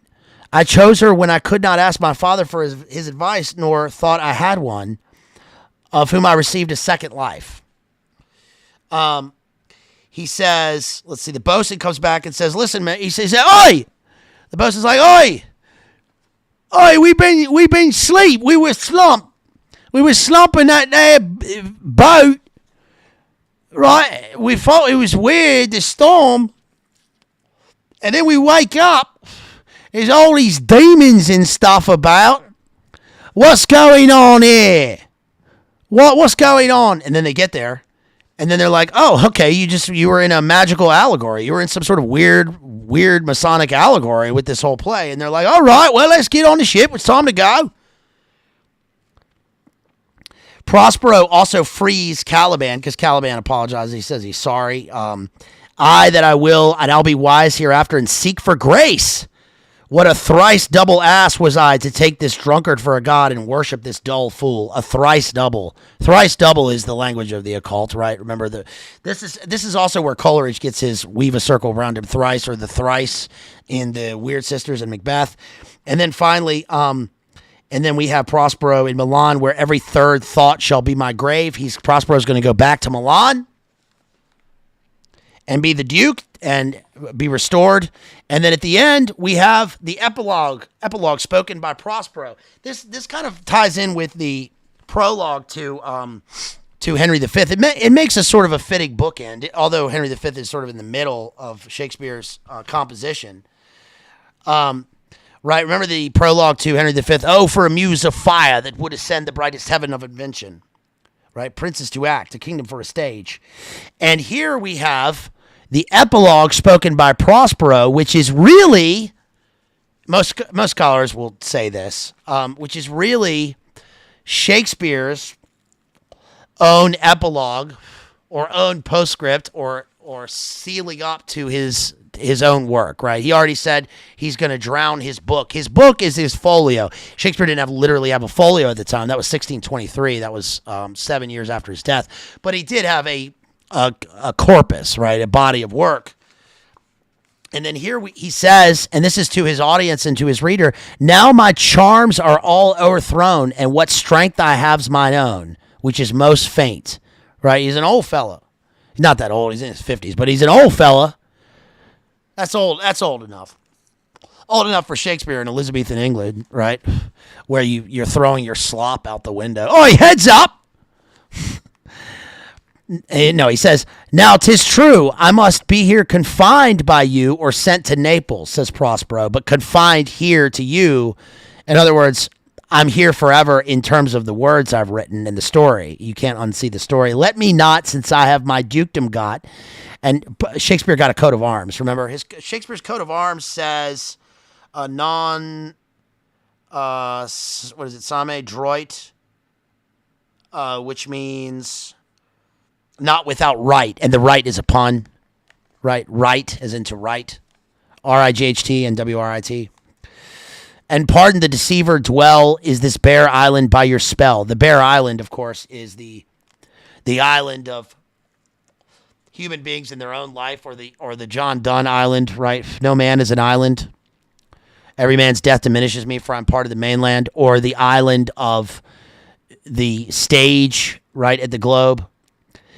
By your spell, he spelled the words, but it's also a spell. He's entranced his audience. But release me from my bands with the help of your good hands. Right? In other words, clap for me. Clap for the play. Gentle breath of yours my sails must fill, or else my project fails, which was to please. Now I want spirits to enforce, art to enchant, and by my ending it despair, unless I be relieved by prayer, which pierces so that it assaults mercy itself and frees all faults. As you from crimes would pardoned be, let your indulgence set me free. Set me free from my work here. Set me free from the stage, from writing anymore. I've said my piece. Set us free in terms of we're all free to go now because the play's over. Set me free because I'm Prospero and, I've got to get back to Milan. Set the characters free because they were in chains. And Setebos also is, Setebos was the demon whom Sycorax served. Sycorax, again, was the mother of Caliban. And then we have, I'm looking for the part that my drama teacher coined. Oh, yeah. Okay, this is in Act 5, Scene 1. This is clever. No, this is real. Nobody knew this in productions before in terms of Shakespeare's stage directions. And he was the first to point, I can't believe this, but he was the first to point out that when Prospero says, "What? That's my dainty Ariel. I shall miss thee, but yet thou shalt have freedom. So, to the king's ship, invisible as thou art." When he says so, he's unshackling the 3 sets of chains, right? His ankles, his wrists, and his neck. And then Ariel goes free into the air. And he coined that. So anyway, so that's the end of the Tempest. I also have a few different essays here on the meaning and some of the various analyses of the Tempest, including Coleridge's Lecture 9. And it's pretty interesting because Coleridge points out that Miranda is, about Miranda, he says, by giving to his favorite character, Miranda, a sentence which at once expresses the violence and fury of the storm, such as it might appear to a witness on the land, and at the same time displays the tenderness of her feelings, the exquisite feelings of a female brought up in a desert, but with all the advantages of education, all that should be communicated by a wise and affectionate father, she possesses all the delicacy of innocence, yet with all the powers of her mind unweakened by the combats of life. Miranda exclaims, "Oh, I've suffered with those that I saw suffer, a brave vessel who had no doubt some noble creature in her, dashed all to pieces." That's also a line at the end of the film Shakespeare in Love, because Viola, who is a character in Twelfth Night, right, and that's supposed to be the sequel that they're writing after Romeo and Juliet. He's writing after Romeo and Juliet in terms of Shakespeare in Love. Shakespeare in Love is a great film. I've always enjoyed the movie because I like Shakespeare, but also because one of the things they do in the film is a lot of people at the time had thought it was kind of weird that they got Joseph Fiennes to play Shakespeare, but as you'll see here in this picture, if I can find it, he does. Oh, here's this is a production of The Tempest, and this is Prospero inside his magic circle with the sigils, and then right here, what's interesting is that at the time, Joseph Fiennes played Shakespeare, and everybody was like, no, he looks nothing like Shakespeare, because they always picture Shakespeare as being, with a bald guy. But that's actually not, that's a later rendition of what Shakespeare looked like. It wasn't painted in his lifetime, but there is a painting of Shakespeare that occurred in his lifetime. You may not have ever seen, you guys have probably seen this, but you may not have seen this. But this is a portrait of Shakespeare that scholars said is authentic and was found in the back of a home in England. Is dated to the time period and is ascribed to Shakespeare as the subject, and this is a painting of Shakespeare. That's what he actually looked like. Totally different, right? Totally different from the Shakespeare you imagine, right? At least that's the younger Shakespeare, right? Versus the older one, sans hair.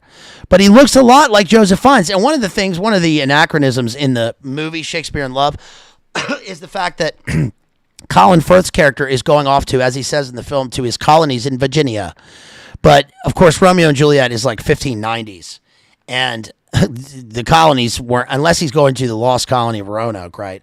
He is, and they knew about Sir Walter Raleigh, of course. Sir Walter Raleigh, who was later holed up in the tower. But the colony wasn't until 1607, right, with the Godspeed. The ship, the Godspeed. So it's kind of an anachronism, but it works in the movie.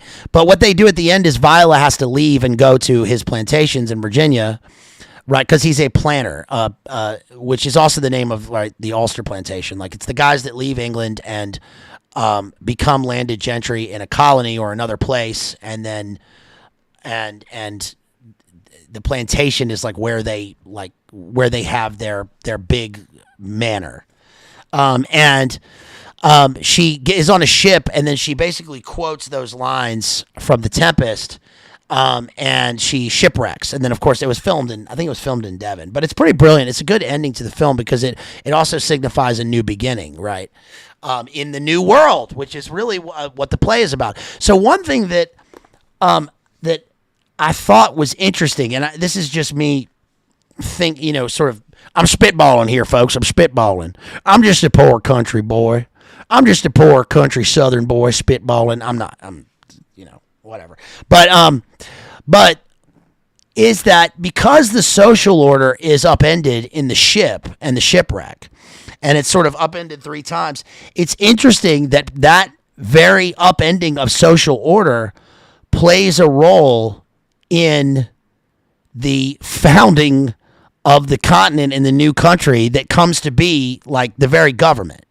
And there's a part where one of the characters talks about how he wants to get, I forget who it is. It might be, I don't think it's Antonio. I think it's somebody talking with Trinculo, and they say, basically they say he wants to get to this sort of island where everything can live in a state of nature. And it might be Gonzalo, the virtuous character. He wants to get to a place where there's no sovereign, there's no man doesn't work and he's idle, there's no virtue, there's no vice. It's just they're just being on this new place, which is weird, right? And that's, I think, what Coleridge saw in this, because remember, Coleridge actually did try to form that utopian community in the Romantic era that failed, right? The no place. And it's interesting that they want to go to a place where there's no sovereign, but of course there's still a social hierarchy, so they're defeating themselves already. And it's interesting that they shipwreck on this island, or on where they're headed for this new continent. Of course, the real story is they're headed for Virginia and they get to Bermuda. And one of the reasons that they failed in Virginia is because, right, they were just like, oh, we're just going to do whatever. And then they had to get John Smith and have a hierarchy reinstilled so that the people wouldn't start eating each other. In other words, you can't just go and have this kind of pandemonium utopia where everybody does his own thing and whatever. There has to be an order, right? And it's interesting that plays a part in the beginning of the country, and that's in the play. Anyway, so I'm just spitballing that. I don't know. Tell me what you think about that afterwards. Also, I've got a bunch of other allegorical interpretations of the Tempest, which is why it's weird to say that my approach to analyzing literature. Look, man, I'm just trying to do an analysis here of literature and find what we can by looking at the text without, an agenda, and to find a worldview and to find where the virtue and vice is, and to answer the basic questions about literature that appeal to, that show up in the context of culture and zeitgeist and pop culture and all of the sort of various dimensions of language that people use every day, and to look back at the original text, right, and to say, okay, let's look at some of the basic questions about art, which are, and I think this is unique to me, which is that art is about answering two questions, or talking about two things, right? Why are we here, and who are we, right? In other words, our art is about our relationship to God and our relationship to each other. And so we're going to try and decipher that in terms of the literature that we read. So by looking at various interpretations of literature, which is what I think we've done, we've talked about the Gnostic allegory, we've talked about the various socio-political allegories, we've talked about, here I'm going to talk about the poetic allegorical interpretation in the Tempest, the social order, right? The dimensions of religion and spiritual and I'd say the speaker's views of spirituality or occult spirituality in the play, right? And it says allegorical interpretations in the Tempest. William Shakespeare's last play, The Tempest, is rich in symbolism. Okay, good first sentence.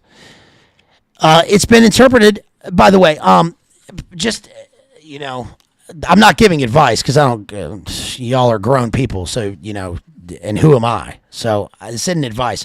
But I will say that in terms of strong writing, whether it's creative writing or analytical writing, it's best to try and avoid to be verbs. Try and use strong active verbs. And especially in the analysis of literature, to speak in the present tense, because literature lives, right? It's now. We're reading it now, and it's still occurring. When we read this play, the events in our imagination and our mind are occurring now. Right. Shakespeare's last play, The Tempest, is rich in symbolism. So I wouldn't say is rich, and so I would revise that sentence. But whatever.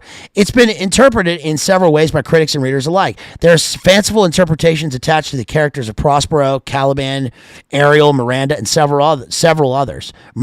They are fanciful interpretations. They're fanciful because it sort of plays on our fancy, right? Because it's a kind of magical play.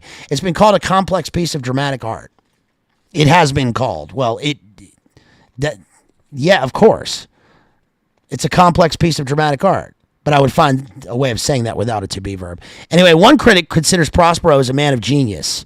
Now, it's interesting. I think that the writer here of this particular essay probably doesn't even realize that when they say he or she, I'm not sure which, they, I'll just say they. When this person, this writer says Prospero is a man of genius, that's an interesting pun that I think they don't realize, because Ariel is a man of genius or Ariel is a genius in the sense that Ariel is Prospero's genius. He's a genie, right? The genie is literally a demon, a daemon, Daemon, right? And I think that it's interesting that the resolution to Ariel's own story is the same as the genie's in Aladdin, right? Please set me free, Aladdin. He wants to be set free just like Ariel does, and he flies off into the air. He's the spirit of the air. His own island is the island of the magic lamp, right? A perfect artist lacking at first in a practical sense of worldly success. Subsequently, he attains the height of his supernatural powers. Miranda, for him, represents art in its infancy. Okay, interesting interpretation. I would disagree, but that's okay. We can keep going. Caliban stands for the lower human passions and appetites whom Prospero subdues to his service and who he vainly tries to lift to a higher level. Oh, that's probably true. Certainly the first part. Caliban trying to roip Miranda signifies the lower passions of mankind attempting to violate the purity of art. The purity of art? How about purity itself? Ariel represents the imaginative genius of poetry liberated from long slavery to evil influences, in this case, the wicked witch Sycorax. The marriage of Ferdinand and Miranda shows Shakespeare's view that success in art is possibly only through the hard labor amounting to toil. Okay. The Tempest presents a picture of the glorious victory of the righteous human soul over all things around it. Prospero represents wise and virtuous manhood, while Caliban is the lowest and Ariel the highest extreme in the wonderful chain of earthly existence. Prospero represents the middle link, the wise and good man who is the ruling deity to whom this whole series is subject. Well, he's the middle link because if we go into the Gnostic analysis, especially in the Theosophy Trust's Memorial Library analysis of this, which I'm not going to read, but you can guess what it's going to say, right? It's going to say how Prospero represents the middle link because Prospero is uniting the opposites, right? Ariel, Caliban, high, low, as above, so below, in terms of the Gnostic analysis of the play, which I think is probably pretty accurate in terms of the worldview that is espoused within the play. Not that we agree with that. I'm just saying that's in the play. He says, Ferdinand stands for a passionate, chivalrous devotion of youth. True. Do you guys know where chivalry comes from? We discussed this before. The word chivalry is interesting, the etymology of chivalry, right? You always get interesting etymology with Shakespeare. For instance, Miranda, what does Miranda mean? I wrote it down. Miranda means, hold on, I can't recall it because I wrote it down here in the notes. I think Miranda means wonderful, full of wonder. Miranda, miraculous. Shakespeare also coined the name Miranda. Miranda, the name, comes from Shakespeare. Ariel, by the way, I looked up the etymology of Ariel. Forgive my ignorance, but I think Ariel comes from Isaiah. I think it's Isaiah 29, right, where Jerusalem is described by the alternative title Ariel. But it certainly is a name with an etymology. Whereas Miranda, Shakespeare created. But the term chivalry comes from cheval, right? From horse, from the French, from the old French horse, right? Cheval, horse. So you have a knight, like a knight on a horse. So it's the order of the horsemen, the order of the horse, chevalier, turns into cavalier. That's where we get cavalier in English, right? That's why you had the Cavaliers versus the Roundheads in the English Civil War. So anyway, it says, and listen, forgive me, I'm just spitballing here. I'm not trying to. We're not teaching anybody. Y'all are grown ass people, and y'all are all high IQ, and I'm just a slow boy sitting here trying to read some Shakespeare. So, Ferdinand stands for passionate, chivalrous devotion of youth, while Miranda represents the yielding simplicity of the sweetness of the unsophisticated girl. The young lovers are the hope of mankind, representations of those natural instincts which, watched and guided by the paternal care of Prospero, will bear their rightful harvest of happiness as well as pleasure. The interesting interpretation is that Shakespeare has sought to represent himself through the protagonist of the play Prospero. I've heard it said before, I think by people who are kind of doing some wishful thinking, that Shakespeare himself played Prospero in the production of the Tempest. I find that to be, I've always kind of thought that was the case, and I certainly thought it was interesting. I mean, Shakespeare definitely, for sure, he played the ghost of Caesar, and he played King Hamlet, right? Swear by thy sword. He played Hamlet's dad. But I find it now, as I'm a little older, and I reread the play, I find it unlikely that he played Prospero simply because of his age, right? I don't think that he was. I doubt he was up to playing such a central role in his. He played more of like Tarantino-esque roles in his plays, right? Just like Tarantino is kind of a side actor in a lot of his films, right? And I don't think that he would be up to playing such a central role, especially at the end of his career when he's about to give up. Who knows, though? Maybe.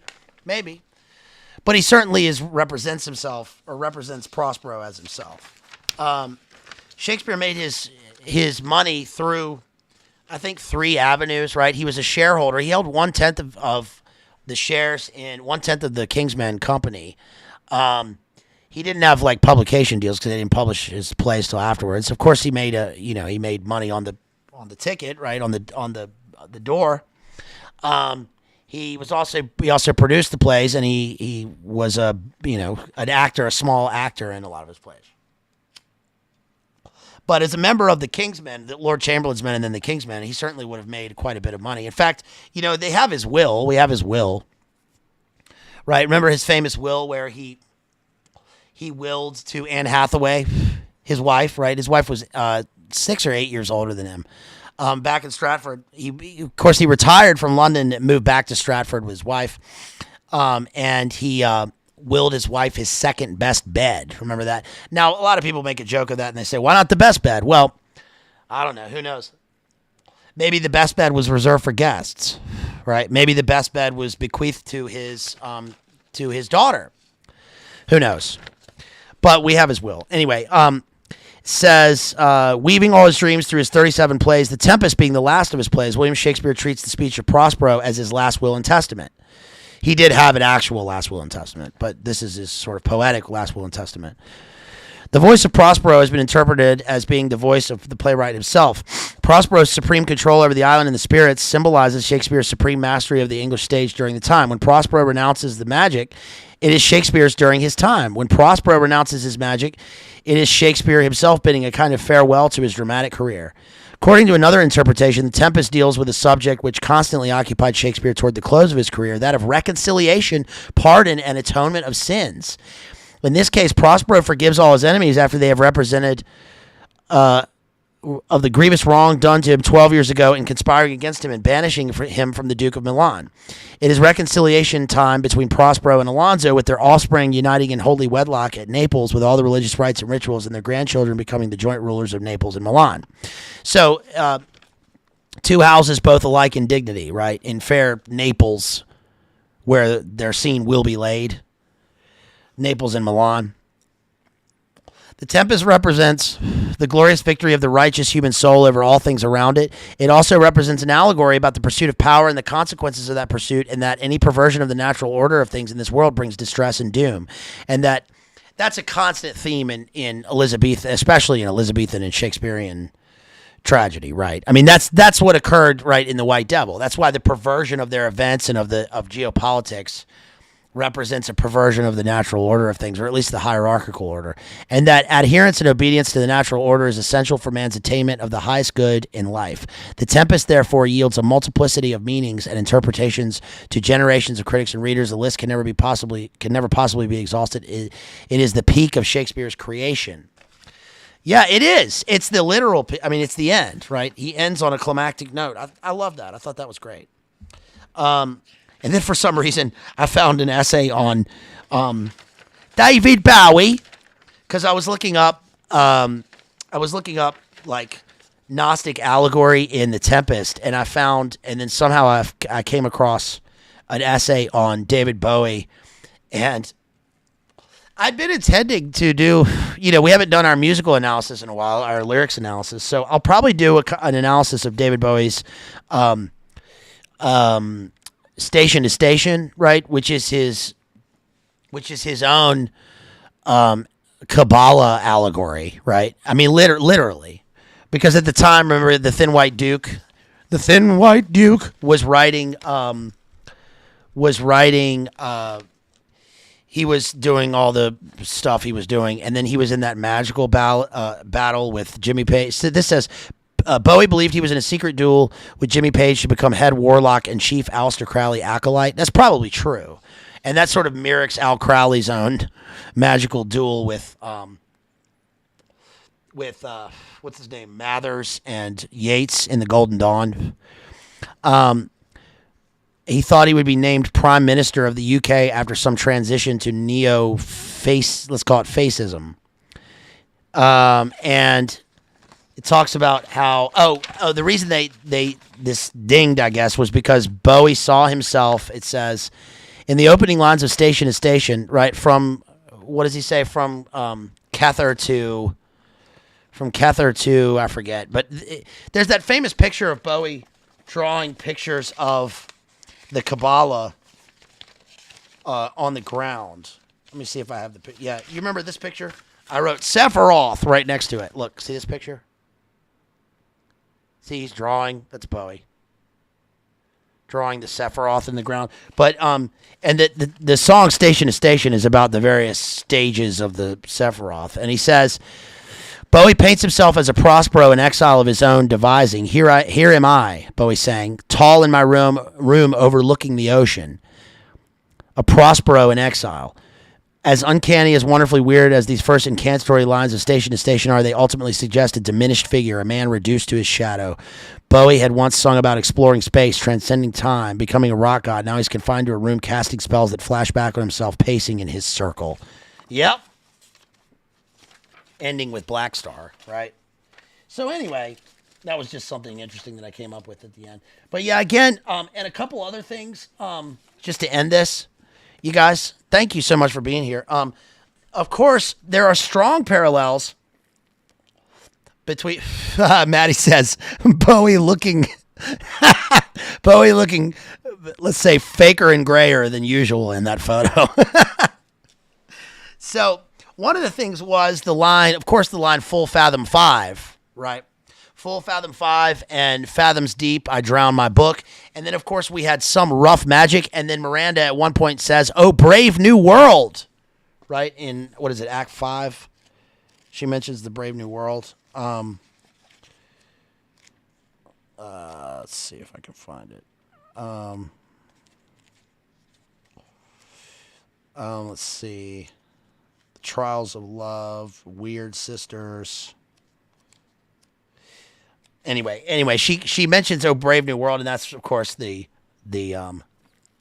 origin for Huxley. But also, one of the terms that I sort of pinged right in my mind palace or whatever is the term rough magic that occurred in the play, and I couldn't help but think of Sylvia Plath because, of course, we've done our Sylvia Plath stream, but one of the biographies of Sylvia Plath is called Rough Magic, and then of course we have the character Ariel, and another biography by Erica Wagner of Sylvia Plath that I have is, I read this one in 2003. This is Ariel's Gift. Ted Hughes, Sylvia Plath, and the story of birthday letters, because this is a few years after Birthday Letters was published. But of course, one of Sylvia Plath's famous poems, which I can't read here because of the language, but is the poem Ariel. And Sylvia Plath sort of sees herself as an Ariel-esque figure, and one of her first poems is the poem Full Fathom 5. So I thought I would close it out by reading the Sylvia Plath poem because, again, like we do a lot of times, you can see the meanings of literary works by looking at their periphery, right? Oftentimes, like we discussed how Wuthering Heights, the poem by Sylvia Plath, is probably more Wuthering Heights than the song Wuthering Heights by Kate Bush. And here we get Full Fathom 5, which sort of synthesizes a lot of the Tempest into a lyric poem that's not too long. Okay, so it's called Full Fathom 5. Old man, that's Prospero, obviously. Old man, you surface seldom. Then you come in with the tides coming when seas wash cold, foam capped, white hair, white beard, far flung, a dragnet rising, falling as waves crest and trough. Miles long extend the radial sheaves of your spread hair, in which wrinkling skeins, knotted, caught, survives the old myth of origins unimaginable. When I hear the spreading hair, that's also a self-reference on Sylvia Plath's part to Lady Lazarus, right? The hair like fire. And then when I hear the word skein, I always think of that poem by Ezra Pound, like a skein of loose silk blown against a wall, she walks beside the railing of a path in Kensington Gardens and is almost afraid that someone will talk to her. Let's see. He says, all obscurity starts with a danger. Your dangers are many. I cannot look much, but your form suffers some strange injury and seems to die. So vapors ravel to clearness on the dawn sea. The muddy rumors of your burial move me to half believe your reappearance proves rumors shallow, for the archaic trenched lines of your grained face shed time in runnels. Ages beat like rains on the unbeaten channels of the ocean. Such sage humor and durance are whirlpools to make away with the groundwork of the earth and the sky's ridgepole. Waist down you may wind one labyrinthine tangle to root deep among knuckles, shin bones, skulls, inscrutable. Below shoulders not once seen by any man who kept his head, you defy questions. I walk dry on your kingdom's border, exiled to no good. Your shelled bed I remember. Father, this thick air is murderous. I would breathe water. So she's a kind of Miranda here, talking to Prospero, her dad, right? Those are pearls that were his eyes. So that's all I got for the Tempest. Let's check Super Chats real quick, see if I got any more Super Chats. Shouts out again to Countess out there, Countess Powers. Thank you so much for that $20 Super Chat. Really appreciate you, homegirl. You are the best. And then we had, let's see, Genghis Khan, who Super Chatted. I'm just going to refresh here real quick. I'm going to refresh. So we got, let's see. Yo, our homeboy DJ, Day Jire, sends some Ozbucks, $7.99 Ozbucks, learning so much I never did at school. Well, thank you, homeboy. I appreciate that. And look, again, I'm not here to, I'm talking to you guys as, my based high IQ friends. So I appreciate that you would even say that I could even, begin to do that. I'm sure you guys know all this stuff anyway, but I really appreciate you for saying that, and especially for dropping that $7.99 Ozbucks. Really appreciate your support, homeboy. Thank you so much. Genghis sent $20. Wow. And then another $10, $9.99. Thank you so much to Genghis, my homeboy. Really appreciate you out there. Hirsch, my homeboy Hirsch out there sends $5. Biden bucks. He says Biden bucks for Biden bucks for them Marlboro Reds. Thank you, homeboy. My Biden bucks for my Marlboro Mediums. Really appreciate you. Thank you so much for them Cowboy Killers. Maddie again said, "What's the worst book you've read?" Oh yeah, and then Jason said $5. We love Bayes Lit Analyzer, a little raspy. Thank you so much, really appreciate it. And let's see. Yes, Lil Raspy, Hen Dog Supreme, WWJD, he TCB. Thank you so much. Yo, TCB, shouts out. And then just to answer Maddie's question, because he took the time to support me and ask that question, that's really good. I don't know. I would say the book that comes to mind right away when I talk about the when you say the worst book, I would say the book that hit me the hardest is one I've brought up before. It just comes to mind, just reels off the top of my mind. And that would be in third grade. I think it was third grade, second or third grade, when I read Where the Red Fern Grows. That book hit me so hard. That book is, so it's a great book. It's not a bad book, obviously, but that book hit me hard. So I would say, in a way, that was one of the worst books. I would say another one of the worst books I've read in terms of hitting me hard. One of the best books, but one of the worst books would be. It's a great book. I'll say it is a great book. If you like books about music, would be Anthony Kiedis' Scar Tissue. That's a great book. And I happen to order, I've said this before, but I happen to order a used, hard copy off Amazon. Like, this is like 10 or 12 years ago. And I got a first edition hard copy signed edition. And that book hit me so hard. I mean, it's really a great book, but it's the worst in terms of like some of the things that are described in it are just, they're so harsh. I would say books that I like. I would say, I don't know. What's probably the things that I hate the most, that I think are like beloved books that are not, that I can see why other people like them, but I don't like them. One would be To Kill a Mockingbird. I don't like that book. I really don't like that book. I've read it many, many times. I've read it probably a dozen times, and I just don't like the book. And I get annoyed with the fact that, like, the first third of the book is about the kids, right? And Atticus's kids, and then it ends up not being about them at all. That annoys me, right? Because it's like there's this shift in tone. It totally shifts into this horrible crime. Right, and it's like, I didn't want to go into this crime. I wanted to read this cool, book about being a kid in the South, and and then I also get annoyed because